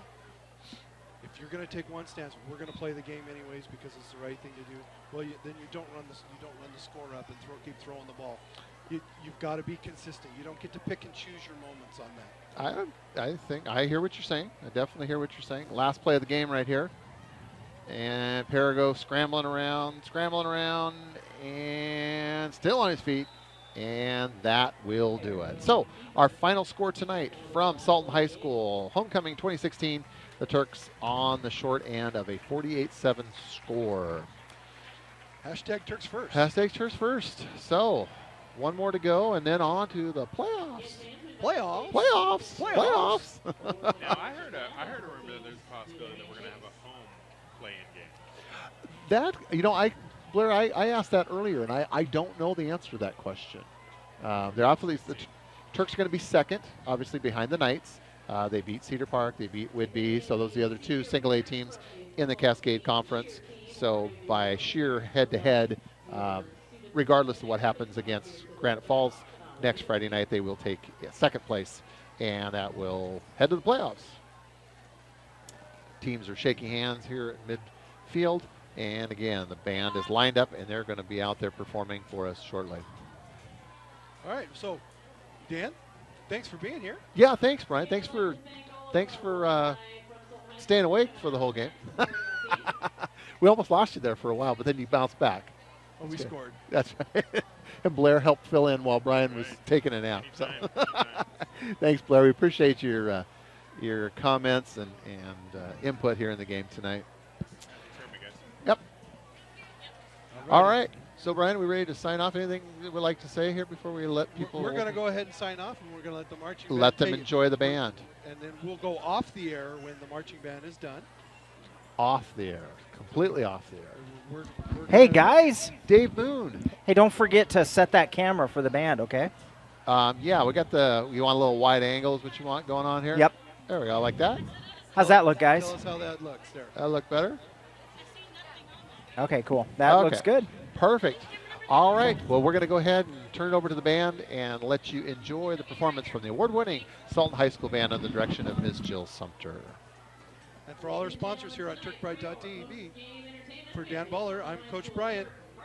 As always, good night. Turks first. Turks first.